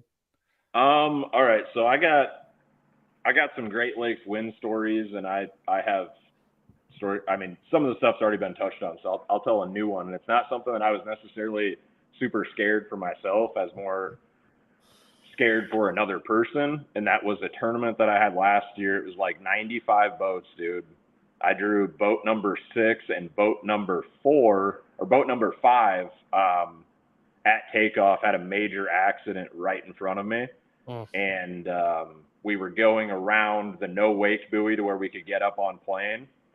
And he had like a smaller boat in front of him, like a walleye boat that I don't think was in our tournament, but was like in line during our takeoff.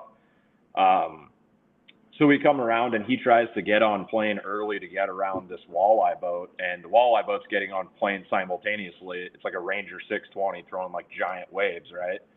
And I don't know, he jumped the no wake zone early enough that I feel like he was probably doing 45, 50, trimmed way up, cornering hard at the same time. And where he decided to do that, there was actually this is on the Mississippi River, massive barge system, right? A lot of commerce on the Mississippi River through barges.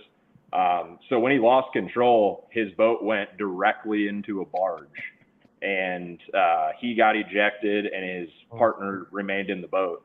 And I was directly behind him. And by the time I saw it out of the corner of my eye, I was probably already 100 yards past him. So I wasn't even the first one to get to him. They were both okay. They actually fished the tournament out of their boat. They had a brand new Falcon. Shout out Falcon. I guess you guys make a good boat because it can hit barges and you can still fish the rest of the day. But the entire side of their boat, dude, was caved in. I can't even believe that they were able to fish and that it didn't leak. But they went and changed their clothes and finished the tournament. But it was horrendous. Like, could have easily been killed. So PSA, don't jump no wake zones. And when you're blasting off for a tournament, take it easy and don't be in a hurry to trim up, especially when you're cornering. You're not in that big of a hurry. No fish are worth dying for. So, PSA. Sheesh. And always wear your kill switch. Yes. And wear your kill switch. And he did. So good for him. That could have been a lot worse. So, like I said, it was like a 95 boat tournament. We were boat number 5 and 6. So there was a ton of traffic coming right behind us when this happened. So if he didn't have his kill switch, like imagine what that could have been. Good grief. That's the greatest comment ever. I can hear Bethany laughing from the other room.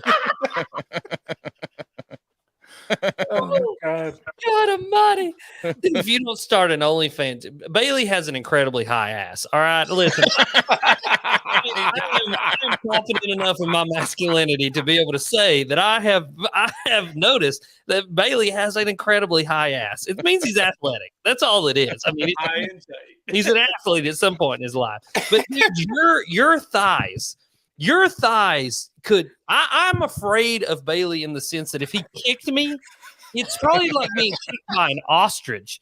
It is cave your chest in. I mean, dude, we were on Chickamauga, and I'm like, he's like, all right, we can get on the water. And here he goes in that damn kayak, and he's like 5 miles ahead of the rest of us. And we're like, how the hell is he doing this? I'm like, I know the guy. His damn legs. He's got legs like Kim Kardashian. He's just got a high athletic ass, and he's just letting it rip. But yeah, dude, that's exactly what it looks like. It looks like those damn Halloween spiders that you fill full of leaves. That's exactly what it looks like. Got a 6'5" legs and a 3-foot torso. Yeah. Yes. This is great. Bailey, this needs to be the clip of this show. That right? Bailey needs to start doing Tic Tacs of him squeezing watermelons and pineapple between his thighs. Tic Tacs? Did you mean to say Tic Tacs? Bailey, I call them Ticky Tacs. I want you to make a TikTok where you take a cantaloupe and you look directly in the camera and you say, "This could be your head," and then just pop that bad boy. If you don't, we're not friends anymore. Oh my! Gotta strengthen your legs so you can pedal faster. Oh man, he can make it like an entire kayak routine workout video in the off season. That can be your subscription stuff. It's like, hey, if you want to find out how to get a high ass and thighs like mine, just come over to my kayak workout series. Yeah, there it is. There's Bailey right there. Look at him. That's him getting ready for a kayak tournament, stretching out, ready to go. Oh wow! How did we get here, boy? Yeah, I don't know how he got here. Bailey asked a question. I think I just got done telling like a story about a boating accident. Now we're talking about Bailey breaking freaking pineapples with his thighs. Wow. What a world we live in. I think I'm gonna sit out this next segment. You guys. He's gonna go film the next episode of Serious Angler where he breaks a pineapple with his thighs. Yeah.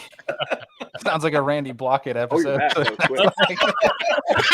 Oh, you're back. You know, are you and Randy powerlifting on FaceTime every day? Is this what's going on now? What? Are y'all FaceTiming powerlifting now? Listen, You and Randy? FaceTiming that? No. No thanks. Oh, Lord of mercy. Oh shit! Who was the guy that smashed fruits and stuff with the hammer? Gallagher. Yeah, Bailey's the thigh Gallagher. Thigh Gallagher. Golly. Oh, John's comments kill me. Oh, John. Dude, drunk wood. It's John. Man. He's a way better commenter than he is a guest. I can attest to that. That episode's still alive, though. It never did get taken down. So we're good. I don't know how. Hey, John, he's one of a kind. We love him. One of a kind. Paul, what about you? Most scared you ever been on the water? March 2023, Santee Cooper. I put in at a place I had never seen before until that morning. It was dark, and I'm pedaling out a little channel to get to where I want to go start. And as I get there, lines in, I start fishing. There's a group of cypress trees up there I want to get to and throw a Cinco or something under. I get up there, the sun is just starting to creep about. It's light. Casting. I throw my damn worm up in there and it gets hung up in the like head high sitting on your kayak in the tree. And I'm getting over there and a big ass gator comes off from the bank and does this splash. If you want to see what the splash looks like, look at Bailey's, except that was like a 6-foot gator and mine was at least a 10. and it comes underwater, and you see the bubbles because Santee Cooper is shallow. And so I'm watching the bubbles, and I'm pedaling, pulling myself to the tree, and I get there, and I look up and grab my hook, and the smallest death animal on Santee stared me in the face, except it's about 30 of them. Red wasp's nest. Oh, And I pull it straight to my face, and then they're sitting there wiggling, looking at me in the face. Now, I've had honeybees. I've been stung a bunch, but this one time I got stung in the foot because I was cutting grass barefoot. And when it stung me, like 20 minutes later, my ears started closing up and my lips got fat and all this shit. So I got scared. I took a bunch of antihistamines, got to the hospital, and it went away. So I thought I was having anaphylactic shock, but I wasn't. So anyway, I'm sitting there March 2023 at Santee Cooper looking at the deadliest thing on that lake, inches from my face. And yeah, I was because if it would have been just a little bit warmer, I could have died on the lake that day because they would have sure enough tore my ass up.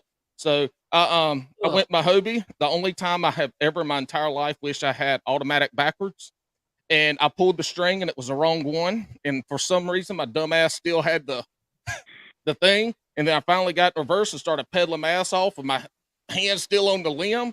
And yeah, I got out of there unscathed. But I was looking at a red wasp nest inches from my face, and luckily they did not attack. Dude, those things scare the living hell out of me. literally gives I me. didn't even know this was a thing. I've Yeah, never- tell me Dude, about they're these huge. things. I'm from Iowa. I don't know They're anything. huge. Take a northern wasp and times it by 3. They're Like, the size of an average pinky finger. Mhm. Okay, yeah. I and don't there's like usually like all those cypress trees and they're usually not even on cypress trees on Santee. What I know is Paul, like it's always on the like so small little like midget Christmas tree looking things. Mm-hmm. This That's one's what in they're a on. cypress tree. So Dude, for the they're rest of the day, I was casting from forever away. They're huge. They're Do huge. y'all, and do y'all have the Japanese hornets yet, or is it just here? I don't even know what that is. Okay, just look Don't up a do it. Japanese hornet. They're an invasive, and we have them in Tennessee because we're at a high enough The elevation. murder hornets? I guess they're murder hornets. I don't know. The damn things are as big as your thumb. And like, oh yeah, one flies by your head and it's like a freaking B-52 bomber comes by. I mean, it's like, and it's like, oh no. But yeah, we got them here, dude, and they are out Oh, of yeah. bounds. Yes. That's a specimen right there. Yeah, dude, we got those things. They're invasive, and like, I guess it's because we're at a high enough elevation, but like they're in the Smokies and stuff. But they've also kind of like wandered down into the valley just a little bit, and like, yeah, man, they're not like Dude. super common, but when you see them, you can like walk up to a tree, and the tree will be like, and they're in there because they're so big and so loud. It's just, Dude, Check Alex, you better shut up. You're giving somebody from Live Target ICAST 2025 ideas. Dude. Check out the Just European put hornet. those suckers. You're going to be fishing them topwater next year. Just watch. Having bees, the European hornet will try to eat the bees, and it'll go into the hive sometimes, and they ball it up and kill it. When I had bees, they would always go in there, and I have to go get them out because they kill it. But European hornet's huge. I don't know. I hate anything that flies and stings. Like last yellow jacket nest I had in my yard, I poured about 2 gallons of gasoline in it and lit it on fire. Stood there and watched it and Dahmer. smile on my face. I'd Yeah. rather go face to face with an alligator on Santee than a whole damn nest of red wasps. Nope. No, At no least I thanks. had a chance to stab the alligator in the eye or something. Right. Right. I mean, with the hornets, there's nothing. One stings you, they all start stinging you, and every time you smash them, it's game over. Yeah. I ran into those on Santee this year too, and Justin Largen, who fishes kayak tournaments as well, he's been on the show. He was like 30 yards from me in practice, and we were just talking, and I was floating into a tree and didn't realize it. So I had like 10 of them around the kayak, and he saw me literally like a little girl trying to hide under my Hobie seat, curled up in a ball, just waiting for them to leave. And he actually came over, just grabbed the front of my kayak and just like pedaled me forward so I got away from I wouldn't move. It was pretty bad. I'm like deathly allergic to those things. It's not good. But yeah, those Drunk would know that is not poison ivy on your pecker is way worse.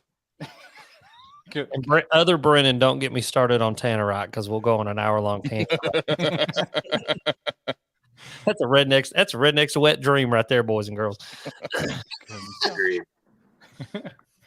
Well, I have to say, for me, the scariest I've ever been on the water was probably actually this past year, first tournament of the year.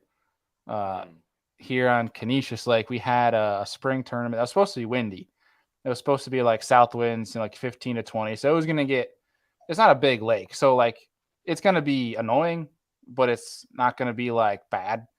But in the spring, for whatever time, like in the April timeframe, there's just these random pop-up storms that happen, and it's never on the radar. Like you can't be prepared for it. And we had one that day that came out of nowhere, and they said that they clocked it when this thing came out, like the gust at over 80 miles an hour. And so it literally at one point, it was pretty windy. It was like sustained probably 30 at one point, right when they're about to actually cancel the tournament. And it hit me like a wall, and I couldn't, like, you couldn't motor, you couldn't pedal, no nothing, obviously, because we're all in freaking kayaks, but it, like, to the point where I couldn't control anything I was doing. I had to bail onto somebody's yard. Thankfully, I was somewhat close to shore, and 9 people is what I was told flipped their kayaks when that wall of wind hit, and it was bad. It's like the water temperatures that day were in like the mid 40s, so it was like dangerously bad. Like even back to the point where the state police boat on this, how big is Canisius, Andy? Maybe I think it's like 6.5 miles long. I think it's 6.5.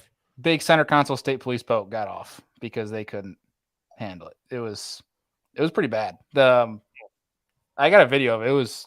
That was probably the most scared I've been, just because I didn't have any control. I thought for sure I was flipping, but thankfully just broke my kayak and bailed on somebody's property. And this is why I don't fish on kayaks. This was actually a kayak. This was actually a term I almost talked Andy getting into. Yeah. Right after my daughter was born, my second daughter, I was like, "Yep, glad I didn't do that." I forgot we were gonna get into something else here. Reminder that we still have a bunch of prizes up for grabs. We'll keep the questions coming, folks. Give us some stuff that we can chit chat about here. But here's my question for you guys. We talked about the worst bait, but let's talk about what do you think is the best bait of 2023? In your guys' ain't over yet. So far, we got a couple months left. For most people, though, their season's relatively almost over here. That's getting into hunting. For Alex and I, that never ends. Brendan's probably got 2 weeks left. What's that? You got 2 weeks of fishing left. You got ice. Yeah, no, I'll go like just into like the first week of November, and then it's pretty much like got to switch to walleye or getting ice fishing stuff ready, and I refuse to do that. So crazy. Yeah, the Arctic up there. yeah. I'm wearing freaking shorts right now. It's 85 degrees, and in 2 months, like, it's gonna be cold. That's crazy. I mean, dude, we had a day in February last year. It was 85 degrees. Yeah, that makes me jealous, man. Hey, we got plenty of land. Just move on down, just like the rest of y'all. Where you at? How much land you got? North Carolina. I ain't got none. I live in a townhome. I mean, I can't piss in my backyard. Hey, I got 16 well, and we don't have land then. What are you talking about? I meant in general, the South in general. Okay, well, I don't have money, so we got to figure it out, man. Squatters' rights, buddy. Squatters' rights. Squatters' rights. Alex, what about you? Best bait so far in 2023. Probably I'm gonna go slobber knocker because it's like saved my ass a bunch this year. Like as far as tournaments, winning money. I won one tournament on it in March. I came in second in another tournament that pushed me way up in Angler of the Year. And I don't know, it's just been a really good bait. That and probably Money Badger, because I mean, dude, Money Badger was just stupid. You know, from December, like literally from November through like hell, almost April of this year, I caught fish on a Money Badger like almost every trip out. So those are definitely slobber knocker for like tournament stuff, and the Money Badger for just the immense amount of fun I had catching literally probably thousands of fish if I went back and you know, what's the word I'm looking for? Counted them all. There we go. Like my brain just went, yeah, there you go. Brennan, what about you?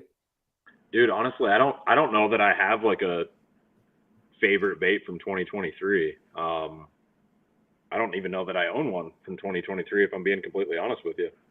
Yeah. So yeah, I can't help here. I don't Well, have what a favorite about just a bait? 2023. A Yeah, it bait. could be anybody. It doesn't have to be like come out in 2023. Like this year, what's been a bait for you that you're like, man, this has really made a difference in my game? Oh, okay. I thought it had to be from 2023, like an ICAST bait. No, that's my bad. I explained it horribly. Oh no, okay. Honestly, man, I've been kind of like getting into more of the big bait thing. I would say for me, it's probably this guy right here. Line through swim bait. That's a Rising Sun. Oh yeah. Yep. And then I've been doing more big baiting, like I said. So like big 8-inch phony shad. Where's it at? There it is. There you go. So stuff like that. I've been messing around more with that. I don't know. I got a long ways to go. It's a little bit of a journey, but I'm gonna figure it out. So big baits, yeah, in general. Have you been doing it in derbies too, or just while fun fishing? I haven't been doing it in derbies at all, and that's honestly because most of my tournaments that I fish are on the Mississippi River. But I will be throwing like shads and smaller glides this weekend actually. So 100%. Yeah, they're running shad anywhere from an inch to 8 inches all the way up onto sandbars and rocks right now. So I mean it's unbelievable between. Well, here's another one, and it's not necessarily something this year, but shower blows. The big, pretty good sized. I think that's the 155 size right there. You know, that and a little glide bait and a swim jig. That's all you need. So. Hell yeah. I've been seeing your stories of those big swim baits and the fish you've been catching. Yeah, I don't claim to be an expert by any means, but I've been messing around with it a lot more, and I have a lot of confidence in it now. That's for sure. I've seen what I needed to see, and I've learned from some pretty good people. So we'll see. I'd say so. Paul, what about you? I got two. One of them is going to be a drop shot with a watermelon red trick worm. That has got me in all of my tournaments where I needed 2 or 3 more fish. That has got me the fish, and they hadn't been all dinks. And I mean, I fished it deep. I've gone up on the bank and fished it on the bank and caught fish with it. And then the other one's going to be that Lago shad. I don't think it's a quarter ounce, the bigger Okashira head without the blade on it. That Lago shad. Again, I've had 3 tournaments where that was the 5th fish was on that. So those have been my 2. Deacon?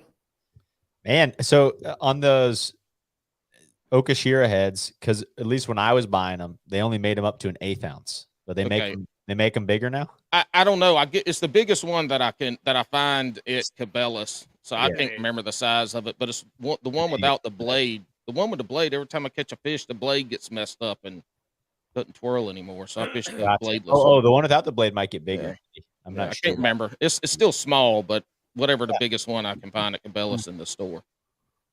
I like it. Heck yeah. And for me this year, my spring was just nonstop fishing because of the Western schedule, and then I had a move and everything. And so I really am just thinking back to what made a difference in the Western tournaments, and like probably the one that made the biggest difference for me was switching.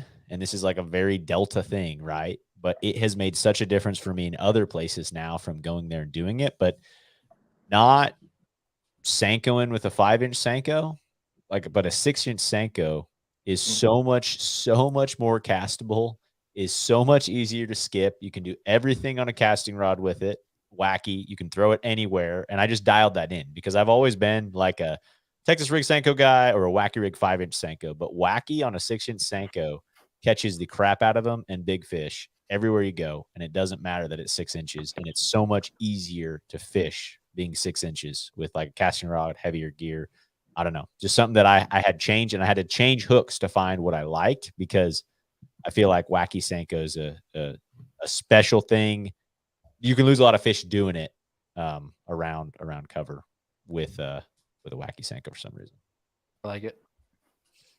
I gotta say, there's been 2 for me. One, I'll go finesse, and I'll go more on the power side, kind of piggybacking off of Brennan a little bit. But the Spro KGB Chad has been freaking killer for me this year.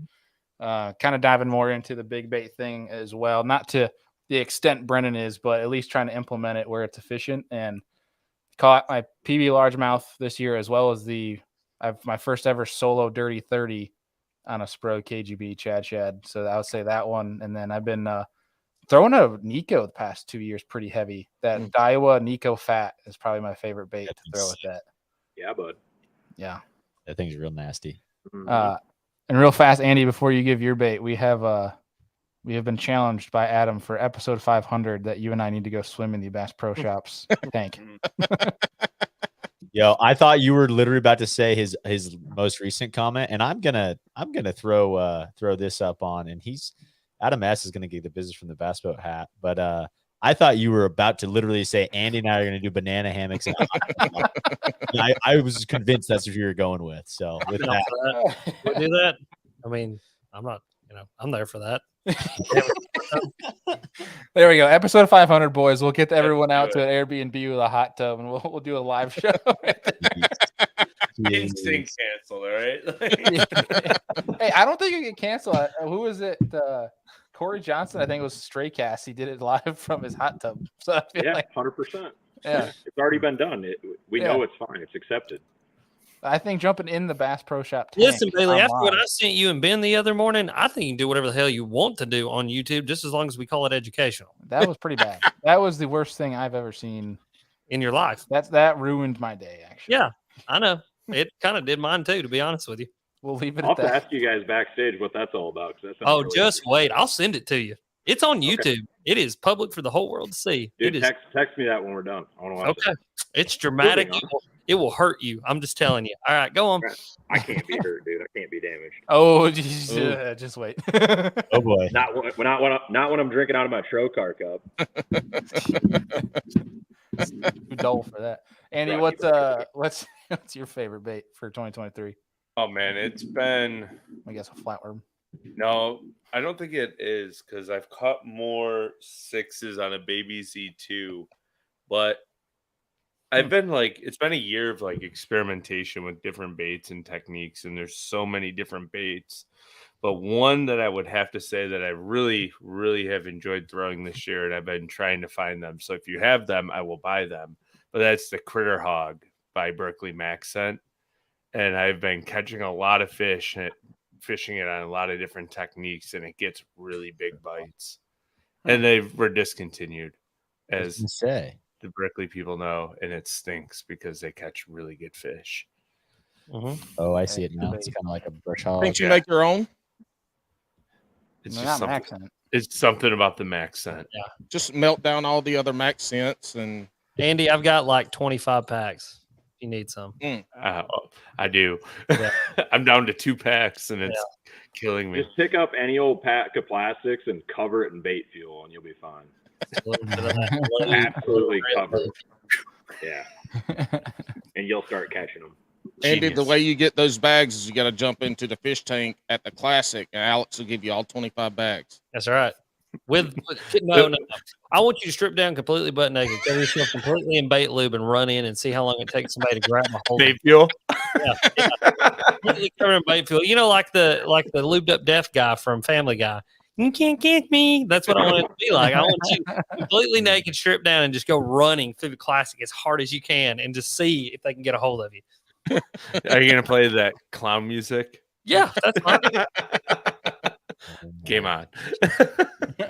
That's incredible. Man. I kind of want to see if we want to answer this question tonight from Adam S. How many first graders could you all take? All right, Delto Becky.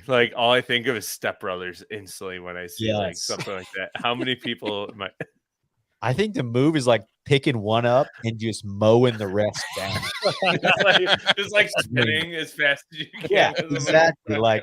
This one is getting sacrificed. You all are real here. I have thoroughly got the question out. You can get 2 first graders. Listen, I taught second grade, so I thought, what happens if they turn on me? What happens if they turn on me and it's mutinous in the classroom? What do I have to do? And the thought process was always, you 300 one of them, kick them square in the chest. This is Sparta off the top of a desk. It intimidates the rest of them. You take the moment for intimidation, and then you just start sending kids to the shadow realm. Kicks, punches, knees to the head, elbows. It doesn't matter. It's going to be blood, guts, and destruction. It's part of it. You just got to get over that fact. Brennan agrees. He knows what I'm talking about. Dude, start pulling teeth, man. Oh yeah, dude. It is Send a message to him. Yeah. It's violent. It is violence of action in speed. That's all it takes with any person. But if it's a room full of second graders, 25 of them, 30, I don't care. Violence, action, and speed, and you're good. The best motivation is fear, right? That's it. You scare somebody, you're done. Some of our finest leaders, you know, Stalin, Hitler. Exactly. We could go on and on and on. Exactly. Yeah. Yeah. Yeah. I know Rudd taught second graders. I think I'm the only one here that has actually had a first grader. And I'm going to tell you. You're about to say you're the only one that actually fought a first grader. Well, I did in first grade. I won. I would run because the wrath of a first grader is there is no fear. Once they turn it on, they're coming for you. So I'm going to tell you, it would take none because I'm running. I know damn well my fat ass can outrun every one of those in that classroom. Except for that one little legs, you know. And here's the other thing. Do we all get to work together in this fight against the fifth graders? Or is it like me versus fifth graders, Rudd versus fifth graders? Or do we get to work together? Oh, if we work together, they're dead. Because if we're working together, we can take on at least 5 more, 6 more.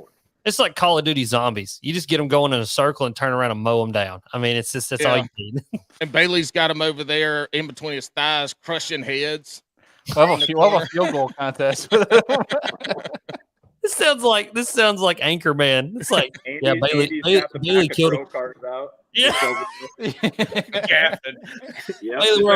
killed a kid. We're gonna have to hide him for a little while. Brennan's like, yeah, you're gonna have to hide under my desk. I got a cot. You can lay low for a little while. What if they have weapons though? What do we do if they have weapons? Your first graders. They're screwed. That's just you're out. I don't know. Wait till y'all have a first grader and you see what happens. They're gonna need the weapons. I can tell you that. Better hope they have something. Oh my gosh. Oh. All right. Well, reminder to everybody, we still have some prizes up for grabs. We got one last topic out for the night, unless you guys have anything or the folks have some stuff that they would like us to talk about here. But best fish story of your entire life, getting back on a less non-PG. Is this like landing a fish? Like what's our, whether it was a big fish story or just something that just sticks in your mind as like just something wild that happened. Like mine, I'll kick it off to you and see if you could follow along. Like this past year, while my Dirty 30 was cool, there was a tournament that I fished that I caught a 20-inch smallmouth on that same Spro KGB Chad. And with it was a bunch of fish with it. They were schooling on it. I had another one the next cast come up on it, chase it all the way, and I figure eighted an 18-inch smallmouth at the kayak. And that was the coolest thing. Like, have you seen that where you're splashing the top of the water? You've seen that becoming more of a thing with swim baiting? And I was splashing the top of the water doing a figure eight really fast, and the thing came up, ate it, and I flipped it into the boat, and it was an 18-inch smallmouth. So that was probably the coolest thing I've done. That is wild. First of all, that has not just been a thing that's coming out. It's been a thing for a long time. Like, well, I'm saying like in regards to people like doing that for bass, that's been relatively new. I feel like that's been like a Japanese thing for a while. California, man. You look at like old videos with guys with big swim baits in California, like early 2000s, like my watched a guy one time. Well, okay, not that video, but I watched a guy. He was throwing some big one of those. Trying to think of the name, those big top waters, but he had like a 10-pounder following it, and he saw him at the boat, and he just picked up his rod, and instead of like figure eighting on this side, he went to the other side of the boat and smacked the water with that big bait and just went whack, and that fish came out from under the boat and ate it. It was a 10-pounder. What? Like he literally was like, he saw him, he's like, oh, there's three of them, and he just goes boom and spins around and whacks the water, and then went like they were just so hot that they were chasing anything. And he hit the water hard, and that one just went. Gosh, I see people saying, yeah, I know it's been big for muskie and pike. I'm just saying for bass. I don't know. I feel maybe I'm wrong. I'm with you. No, I'm with you for sure. That's freaking wild. So why do you think that bait works so well for you, being that you don't really have lakes with big shad? Do you feel like it's just mimicking a big bait in general, something they've never seen? I think it's just because draw power. I think that's simple. I think you can throw those baits where even like the color pattern, like you can throw a trout pattern on lakes that don't have trout whatsoever and just fish are just drawn to it. I think you can look at guys that are throwing, like Brennan can attest to this, like bright pink, like really wacky colors. And it's just simply just for attention. They just see a big profile that isn't like, that's an easy meal that's big. And I think it's just the simple drawing power of it. Like one thing I noticed, like we had a Berkeley media event this past year and they showed us the Nessie, where the Nessie 9, the 9-inch was getting way more attention than the 7, where I just think it's because of the size and profile. It just gets way more attention. And when fish are up there, they kind of like, maybe I'll try to eat that thing. That's usually when you catch those fish. That's usually the ones that only have like one hook. I don't think they're trying to eat. I think they're just trying to either kill or they're just curious. Yeah, and that competitive feeding environment too, like when they're in that wolf pack, like you just explained, like when one of them, like when you trigger that mechanism in their head that they're born with, like genetically, when you trigger that and one of them goes for it and they're wolf packing like that, like they're there together to eat together. And when one of them goes for that bait, it's game on. I mean, it's unreal. It's like shaking and it's something you only get with a big bait too. Like you don't see it with any other bait. Like the closest thing would be a jerk bait or maybe like a top water walking bait. Totally. But yeah, it's unreal. Hey Bailey, I just want to go back on your statement about on top of the water. And all these comments and everybody's comments, this is something that I say to my father-in-law whenever he says something, and Bethany and Bethany's sister and Bethany's mom all disagree with him. Why did you even speak? Just shut up. All right, you're wrong. Everybody's been doing it for years. My bad, bro. It's like I'm like sitting over here watching these comments come in. It's like, I've been fishing my whole life. I've been doing this ever since then. It's like since 1950. That's when I started doing this. This is when we started doing big baits across the top of the water. Now I'm screwing with it.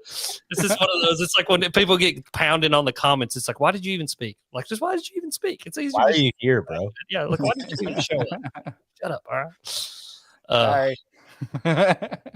Better be. Yeah. Andy, what about you, man? Oh, it kind of takes me way back to like childhood. I was at a family reunion one time, and this is like right after I got the biggest bug to like fish all the time. And I literally like scoured bushes for fishing line because I had a paper clip. So I found fishing line and molded out this paper clip to a hook and put a piece of cooked hamburger on it and caught like a 12-inch bluegill in this pond at a family reunion. And I just like, that's one of the fish catches that resonates with me for like ever, because it's like I was just starting to get into it and all I wanted to do was go fishing, and I found a way to catch this awesome bluegill in this pond.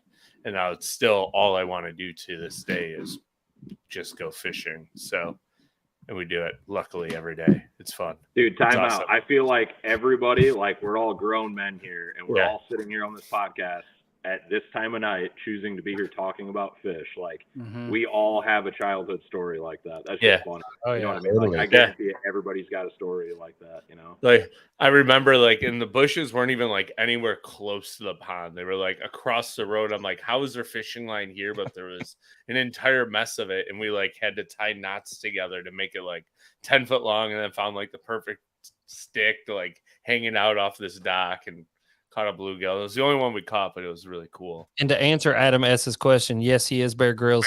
He pissed a little while after that and drank it, and then he took that fish up and ate it by starting a fire with nothing but 2 sticks and his feces. And then he drank his piss again just for fun, to prove in front of his whole family. Yeah, just intimidation factor, just to scare him, like you said. Yeah. Good job, Andy. I got you guys.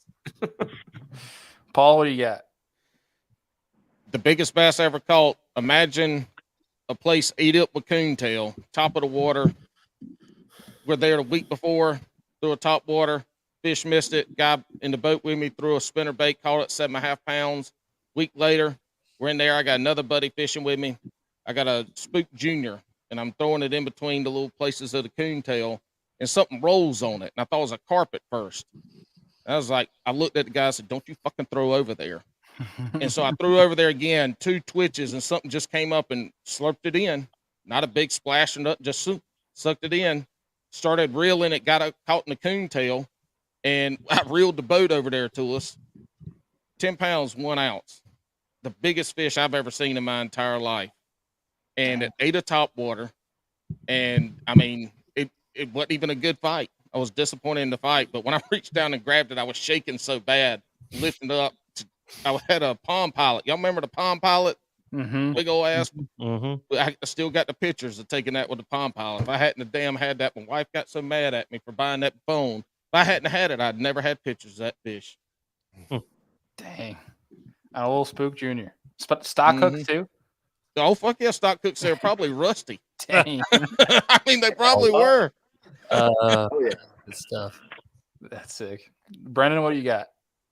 Well, I'm probably gonna get freaking raked across the coals here because it's a big bait and it was like kind of on the top of the water story. So hopefully I don't get murdered here. But How did you even speak? yeah, I know. Yeah, I'll just shut up now. But no, it's not even a PB story or anything like that. It was actually this last weekend. No joke. It was the craziest thing, coolest thing I've ever seen.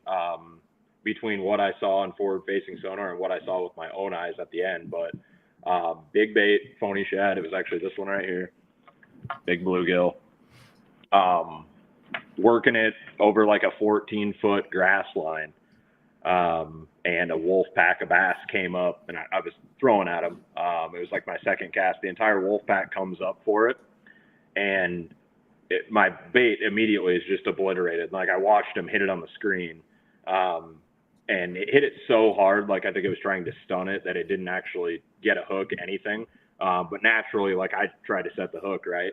And when I do that, the bait shoots forward like 6 feet. Then on my screen, I watch another one shoot up, like a different fish, hit it, do the same thing.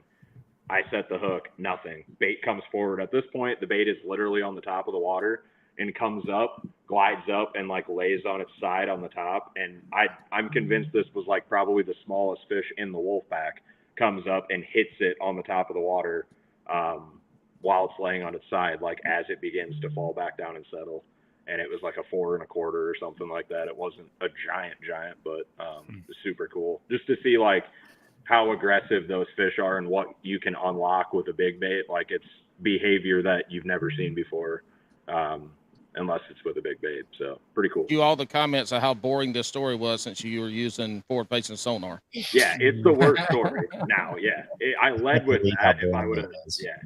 Why did you even speak? Dude, that's like, I'm not going to go on a forward-facing rant of things. I'm not going to do it. Yeah.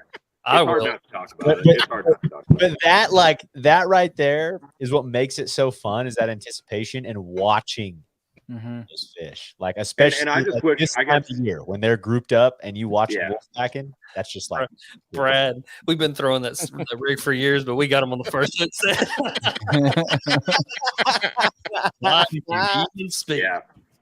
Yeah. I wish I could afford forward-facing sonar. man. Oh, get out of here. Dude, Andrew and I were giggling like little kids this past weekend. We were catching school and smallmouth on Demiki rigs on using forward facing. And you're watching a wolf pack of like 30 smallmouth come out of 40 feet of water and your bait's just falling down. And you just watch it come up and you're just like giggling like a little kid. You're like, oh my God. And it's like, and it's just mayhem. Like anyone that says dumb, screw you. That's all I gotta Anybody say. that says that it makes you a better fisherman is a dumbass. Because I've got it on my boat. And you know what I did? I chased a damn gar for 20 minutes. Well, you have to know what you're looking at. Yeah, All I right? mean, like, that's the thing. It's like my analogy is it's like handing a kid a book that doesn't know how to read. It's not gonna help him. Dude, He's looking. I honestly tell people around here that like have questions about it, that I feel like it sets you back a year in your fishing. I really do believe so. Like if you want to go hard at it and learn it, like it sets you back more times than not. So mentally it's a commitment. It's something you got to learn. It's super cool. I wish people understood how much time and energy goes into learning it to where you can enjoy it. And then just the things you see is unreal. It's so cool. It makes fishing enjoyable for me, more enjoyable. I'll agree with that because like it's deep. Yeah, I mean, I'll agree with that because you realize just how many fish actually look at your bait and just how many of them do not eat your bait. Yeah. Like you realize, like, oh crap, maybe this is a lot harder. It was cool. I reeled a slobber knocker across a flat, and just to see like the little orbs come up off the bottom and just follow it, and then just go right back down off of it. And I was like, huh. And I just kept throwing it in there, and like I don't know how many of them were gar. The one I knew was a gar because I literally watched. It was cool because I got to see a gar do something I've never seen it do before. Literally swam from 15 foot of water straight up to the top. Like did that thing where it like gulps air and then swam straight back down to the bottom and just set down. And I was like, oh, that was a gar I've been fishing for this whole time. And like, it was just cool to see that even though it wasn't a bass or a bite, it was just like, damn, like I didn't know. I thought they just like hung out right under the surface, but like, no, they're going all the way to the bottom, all the way back up, all the way back down. It's crazy just to see that kind of stuff. Just watching their behavior and how they do or don't react to stuff it's honestly fascinating. Like it's just so fun to like when you get to see a bass come up, like I don't care if it's a 12-incher or a 12-pounder, like if you get to see it come up on a ball of shad or like destroy an 8-inch bluegill on the screen, that's super cool. I don't care what anybody says. That's awesome. Y'all know how much time my ass wastes in a tournament fishing a point or something where I saw fish on side imaging or down imaging, and how much time I waste not knowing if they're ready to bite or not. I mean, or what they're doing. I mean, it's just the amount of time I spend checking a place out because it looks good, and there might not even be any damn fish on it. I mean, just using it as a thing to see if they're there and if they're ready.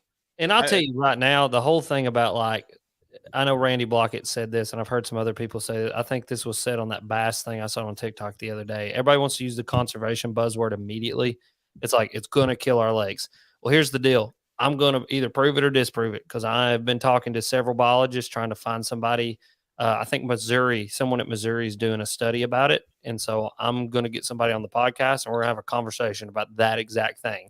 And like, I'm going to get the real scientists who are actually doing the real work to give us a real answer. And if it's yes, it's yes. And we all got to take it on the chin. If it's no, then it's no. And everybody that says, trust me, bro, can just suck it because I'm going to get the real answer. Like I'm on that. So anybody listening to this, that's like it's going to hurt conservation.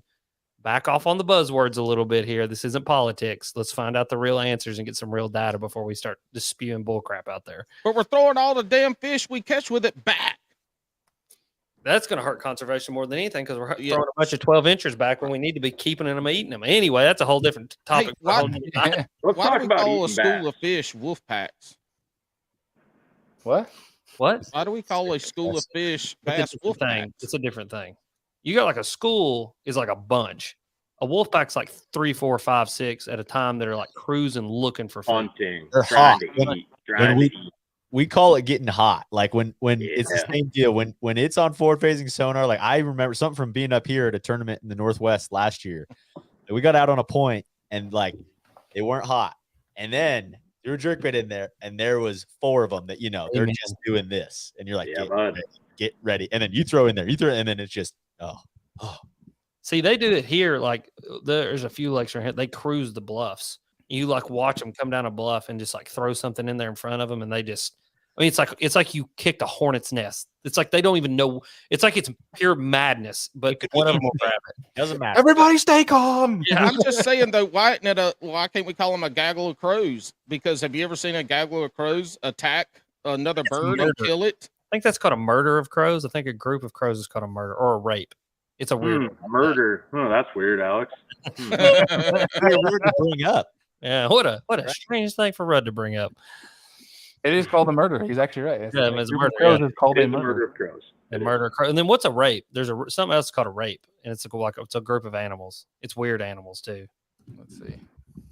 Don't know that one. I don't know. Careful how you Google that, Bailey. Oh, that was called Nirvana. Turn your VPN on before you Google that one. Anyways, awkward pause.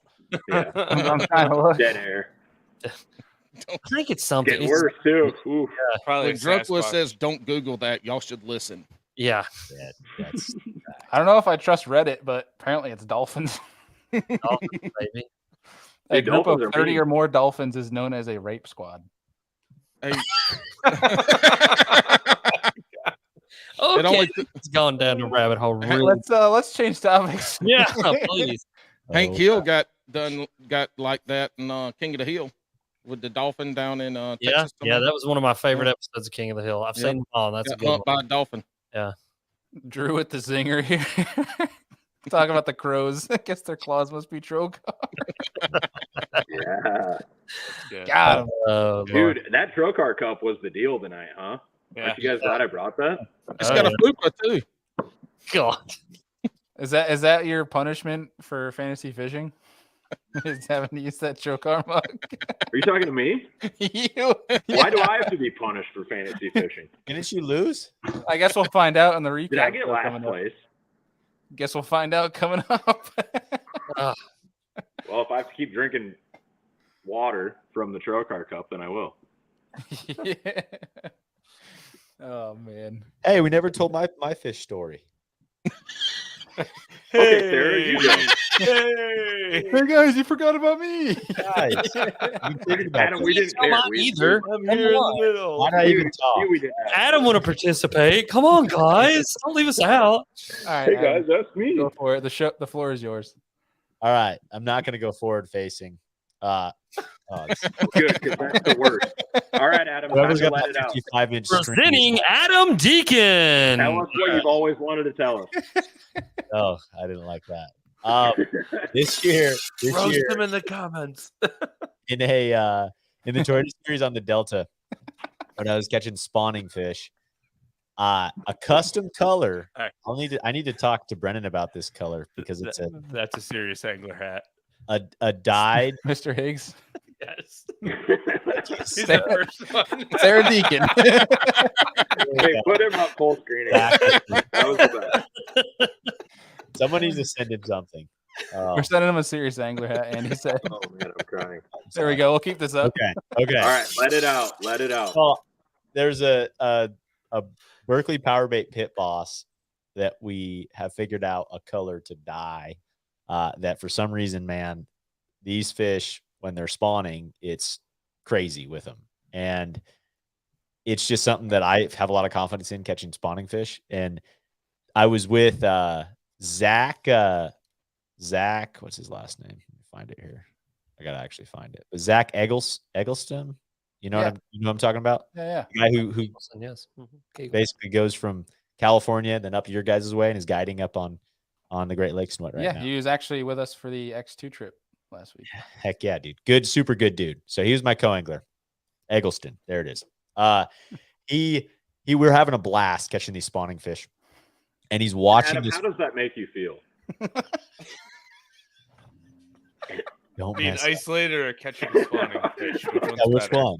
I can be isolated. Okay, go ahead. I'm Let's talk. sorry. Okay. This is Anyway, your therapy session. This fish is getting fired up. And it's like Let it out, Adam. I'm letting it out. I'm trying my best here, but you guys keep interrupting me.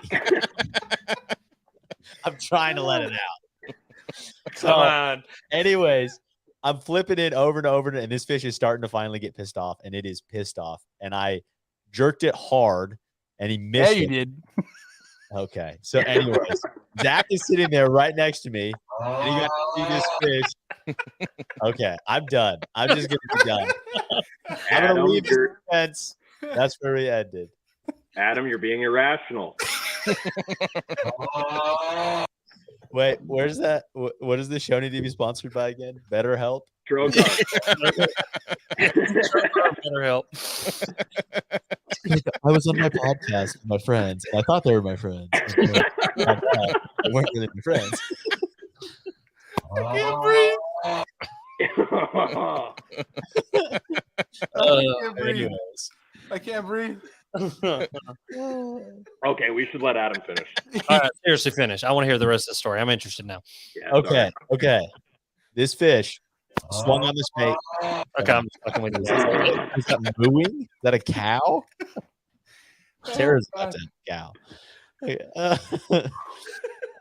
Okay, well, anyways, this fish made a cool swipe at the boat, and he would not move off of the bed, or she would not move off of the bed. And for whatever reason, this fish finally got fired up enough to where it swam from the bed. Is a largemouth too. This isn't a smallmouth. And chased this bait back all the way. It would not eat it on the bed. And I finally, like 40 minutes into this fish, 30 minutes into this fish followed it all the way from the bed to the boat. The bait basically hit the boat, and I dropped it back down, and it followed it down, and I popped it again. And this fish like did the full like mouth open at the boat. And it was just stuck in my head of this catch. And Zach netted it, and it was like right at the boat, and it was just a big one that I needed to have a good bag that day. And it was a blast. But for whatever reason, that fish, I've never seen a fish not be interested at all and then come out and eat it. How far did it come off the bed? Adam, dude, I sent you a hat. Hold on, I got a better story. My wife asked if I've seen the dog bowl. I said I never knew he did. Yeah, that was a lot better than Adam's story. All right. Oh, God. That's amazing. oh man. Lord of mercy. Was there anything left for that? Or was No, that was done here. Moral of the We do it with story is love, don't Adam. be the last one and be like, hey, don't. He's not even the last one. Oh, sorry, Deacon. It was a touching story. It was a great story, Sarah. It was It's a awesome. good story. Good story. All right, Alex. Um, Pretty easy to beat this one. yeah. Are you sure you want to go, Alex? Yeah. Might get full screen. I'm just thinking about this one. No, it's the last time I got to fish with my dad. I didn't realize it at the time, but it was the last time.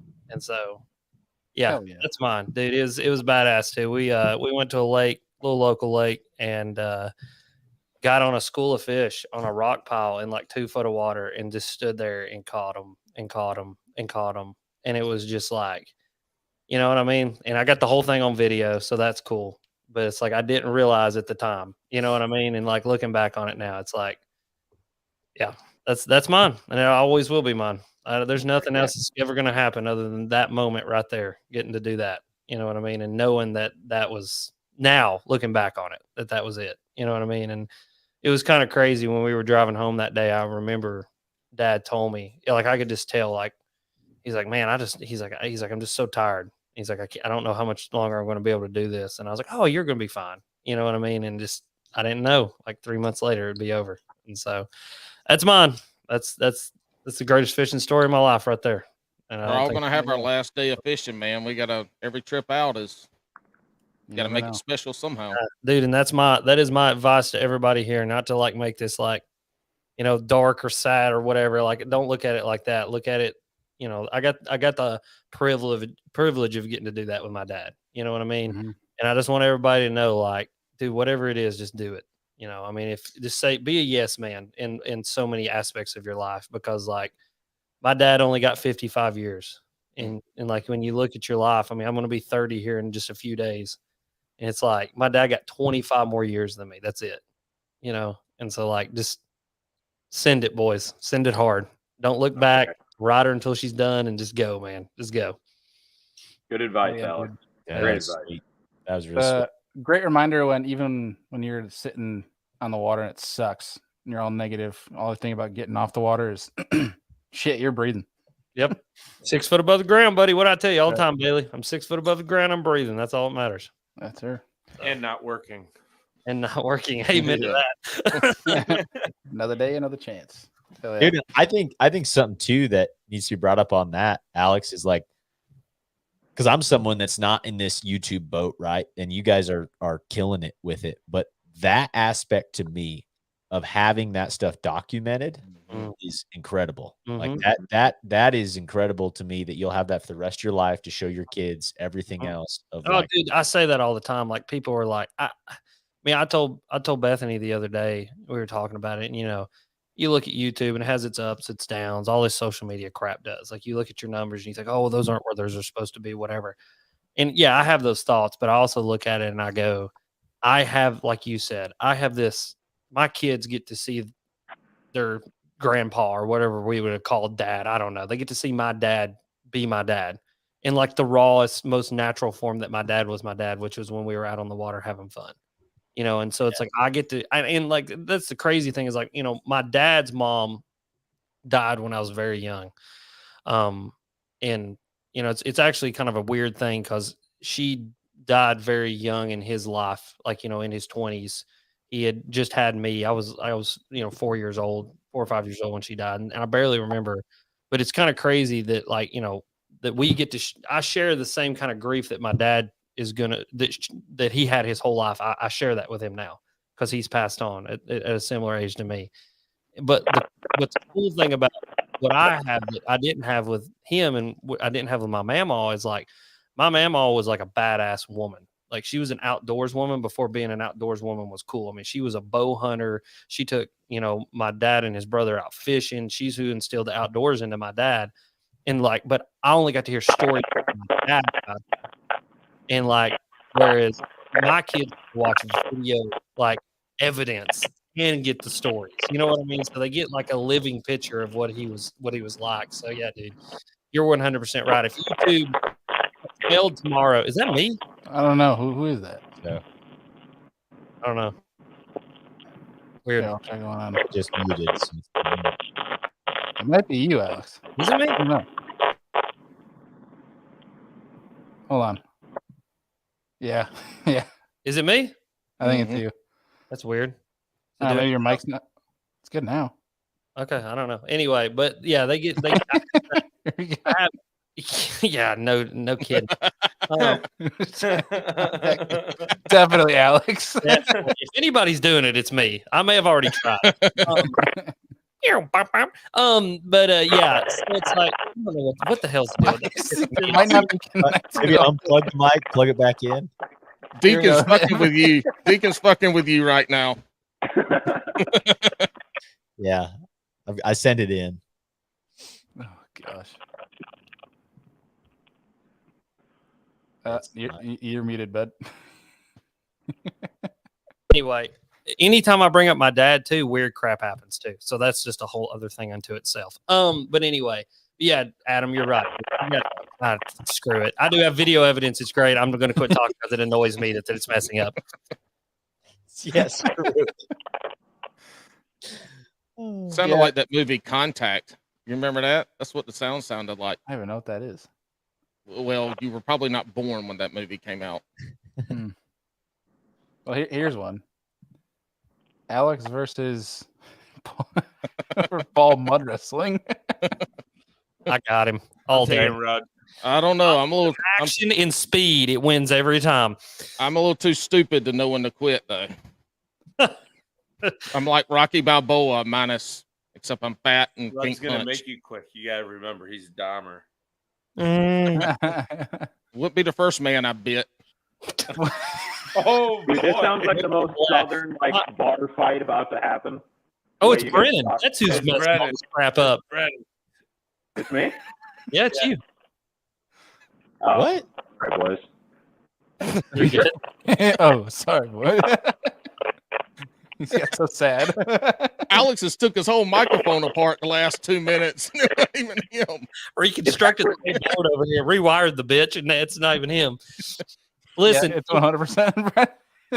my sorry, buddy. my statement has always been, and Bethany hates when I say this, I came into this world kicking and screaming, covered in someone else's blood, and I'm the same exact way. So just remember that, boys. Yeah. Oh my gosh. Words to live by. That's right. That's right. That's right. Well, dudes, we still have an X2 Power swag pack, a Bass Fishing Electronics swag pack, and an Omnia Fishing gift card to give away tonight. So let's flood the comments here with the last topic that we'll take one of your guys' topics for us to discuss here. So let's flood the comments with that quick, and then we'll be wrapping the show up here. So we'll have some rapid fire giveaway prizes for y'all. So let's see it here in the comments. We're gonna have the Serious Angler Olympics. Jabber and Rudd in wrestling, and Bailey and Andy is swimming relay in the BPS tank. Yeah, Bailey's kicking my butt there. I'm not a good swimmer. And I think he did it in college, so I'm definitely going down. So it's all you. You can go, and I'll follow, and I'm not following. I'll be a bad friend. This dude's still on the first grader's question. He's still thinking about it. He's like, we got to go back to those first graders. They were something. Yeah. Oh gosh. And make sure to always put a sock over your baseball bat, so if someone grabs it, you can jerk it away from him. And just a little tip for y'all. That sounds like somebody who's used a baseball bat in a fight before. Maybe or maybe haven't. Brennan's just sitting there like, golly. I can't talk, but I have words to think. So, it's funny. All right, boys. T1D Steve Garrett says that's what forward-facing sonar sounds like underwater. I kind of find that hilarious because it is pretty good. So we're gonna give him the BFE swag pack on that one just because it's electronics related with forward-facing sonar. I'm giving Anthony Geis, I guess that's how you say his last name, for the original trocar uterus comment, followed by an IUD comment using a trocar to rip it out, I think is what he said. And then the baby blew out its diaper and just hit the fan and he's back. So that's who is getting the XQ prize back. Oh my god. Oh yeah. Folks, if you have won a prize tonight, reach out over email or social. We'll get your contact information, send that out to you. But all that's left is a Omnia Fishing $25 gift card. We do have one right here. That's actually pretty good. Oh, yeah. And Adam S., don't fill the sock full of pebbles. Fill it full of oranges. It won't leave a bruise. So you can really beat the shit out of somebody with no evidence. He's leaving the character, baby. He's fired up. It's not a character, son.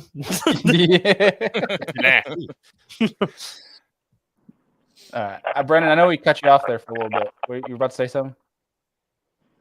I don't know. Can I talk? Am I crackling still? Yeah. You got like emphysema, but yeah, you can. Luke, Podcast emphysema. Every time I open my mouth, I'm like contacting Mars, so I don't know if I should talk. Log out, log back in. Always works. All right. All right, buddy. Cheers to episode 400. You boys have a good night, and I'm going to go talk some more aliens. Bye, buddy. All right, buddy. Appreciate you. See you, boys. Have a good night. See you, man. That whole time. I was just thinking, what? What was that? Huh? Why are you screaming? All right, here's actually a good question. Who is one person you would want to fish with for a day? I'll go first since there's a quiet time. I want to fish with Ike. I want all the craziness. I want to ride around in the boat and think I'm gonna die. And yeah. I want all of that. I want all the craziness in there. I saw Akinelli one time, and just to put this out there, I know Akinelli like as a person. He's a good dude. I also have seen Akinelli fishing in his natural habitat, and it is not an act.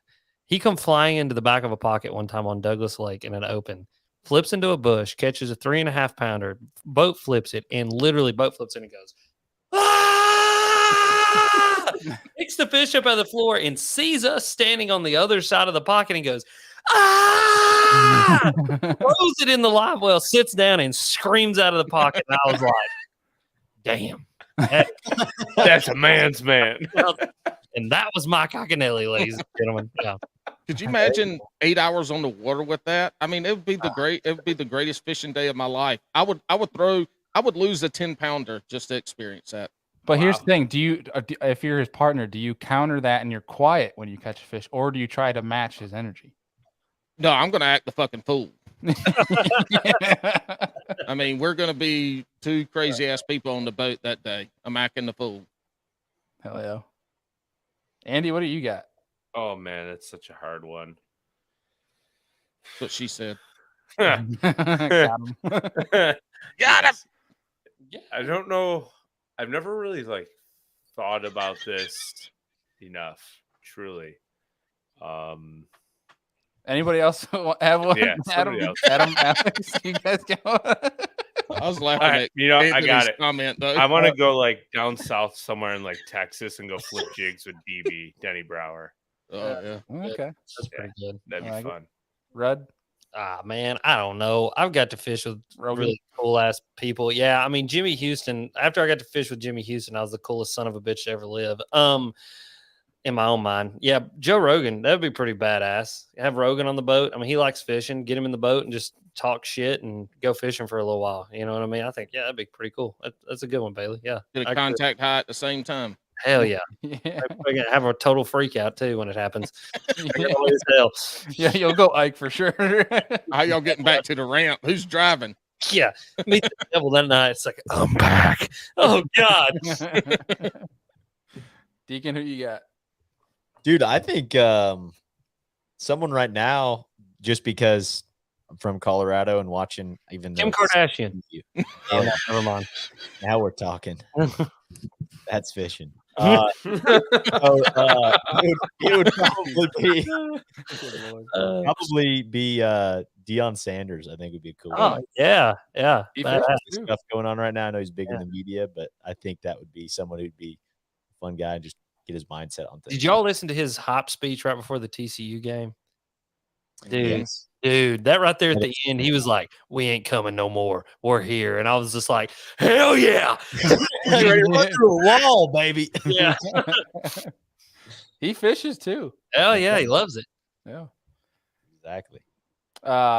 This is for my hockey folk out there. I'll say Dustin Byfuglien, who is probably one of the best hitters, like defensemen ever in the NHL.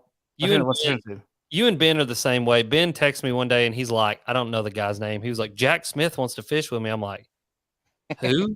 He's like, this guy. And I'm like, who the hell is that? And he's like, it's a Detroit Red Wing. And I was like, what the hell's a Detroit Red Wing? Like, you don't act offended to me. What are you talking about? Don't act offended to me. And he's like, it's NHL. And I was like, nobody gives a shit.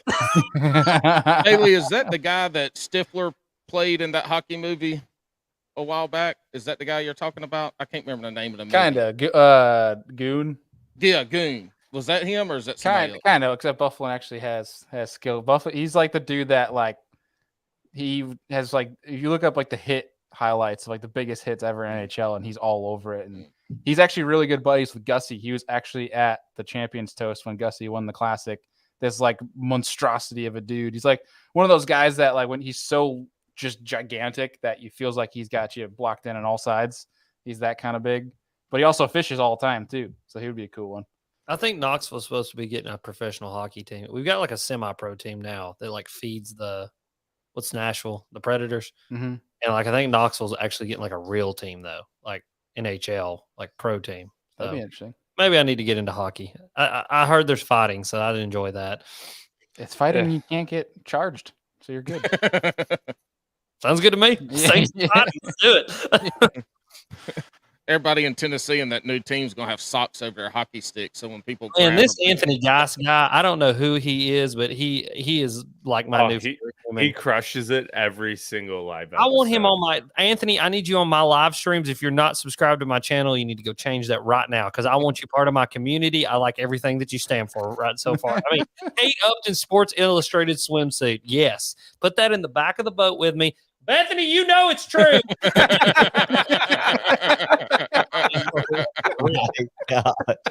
Be careful, he could be another Drunkwood. Really good in the comments and not very good on the podcast. Hey, you never know. Worth a shot. Gotta have him on to figure it out. Oh God, that's incredible. This has been fun. This was awesome. All right, I'm gonna go get a big glass of orange juice and go lay down in my bed. Do it up, buddy. We appreciate you as always. I love you, boys. Holla. I'll see y'all later. See you, man. Bye. And then there were 4. Yeah, I'm probably getting close as well. I'm not And going there to were leave just 3. yet, but I probably should since I have to be up at like 4:30. But And that's a big ass crappie behind you. Where'd you catch that? a crappie. What are you talking about? Oh, I'm sorry. I ain't never seen one of them fish in real life before, down here in North Carolina. Yeah, you got some in North Carolina. You just gotta go to the hills. Yeah, Lake James has got them, but I haven't been fishing there before. I wouldn't know what to do if I caught one. I'd probably take it home and eat it. Just to test it out. That's a nice crappie. Oh my gosh. Good Lord. All right. Well, boys, Deacon, I know we got an Omnia Fishing gift card to give away. Oh, dude, I forgot. I'm sorry. That's Got my bad. anything that stands out to you before we take off here for the night? Man, I wish I could give Anthony 2. He's been killing it. Folks, Really for real has. though, appreciate everybody Okay. that's been tuning in tonight. It's been killer. Yeah, it's been a blast. Get the gang together. And I already gave Adam one. Adam S has been killing it too. Like, I was thinking the same thing. If I drank, That's why a Alex sip had to of log off. Bethany's like, we're gonna have a talk. Did Brown Baco get anything? Has he had anything yet? He's got shades, but screw him, man. Some of these are good. That's good. Yeah. There's like five people on here that have killed it with the comments tonight. So super appreciative to all those folks. But we'll throw another Omnia gift card over to Brown Bait Co. because that's pretty funny. Brennan's man. Hell yeah. Well, boys, 400 episodes. Freaking nuts. Hopefully we'll have another 400 more without getting canceled. I'd say episode 400 was the least risque of all the each 100 episodes live we've had. It's because we limited Drunkwood to the comments. That's right. We didn't bring him on here anymore. The Look, worst if you one made might it- have been with Pat Renwick. We had BTC on, I think, and John was on that, and that was probably the worst one we've ever I had. had to leave early for that one. I was very disappointed. I had to leave to go record my podcast. I almost canceled mine. It was freaking I nuts. wasn't- Good Lord.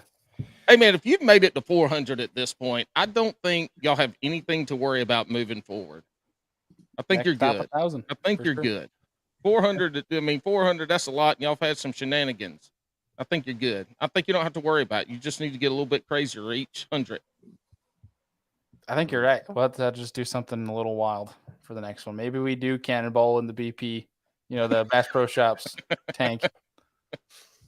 No, either way, we'll figure it out. But for real, appreciate everybody that tuned into this one. It was a lot of fun as always. Paul, appreciate you, man.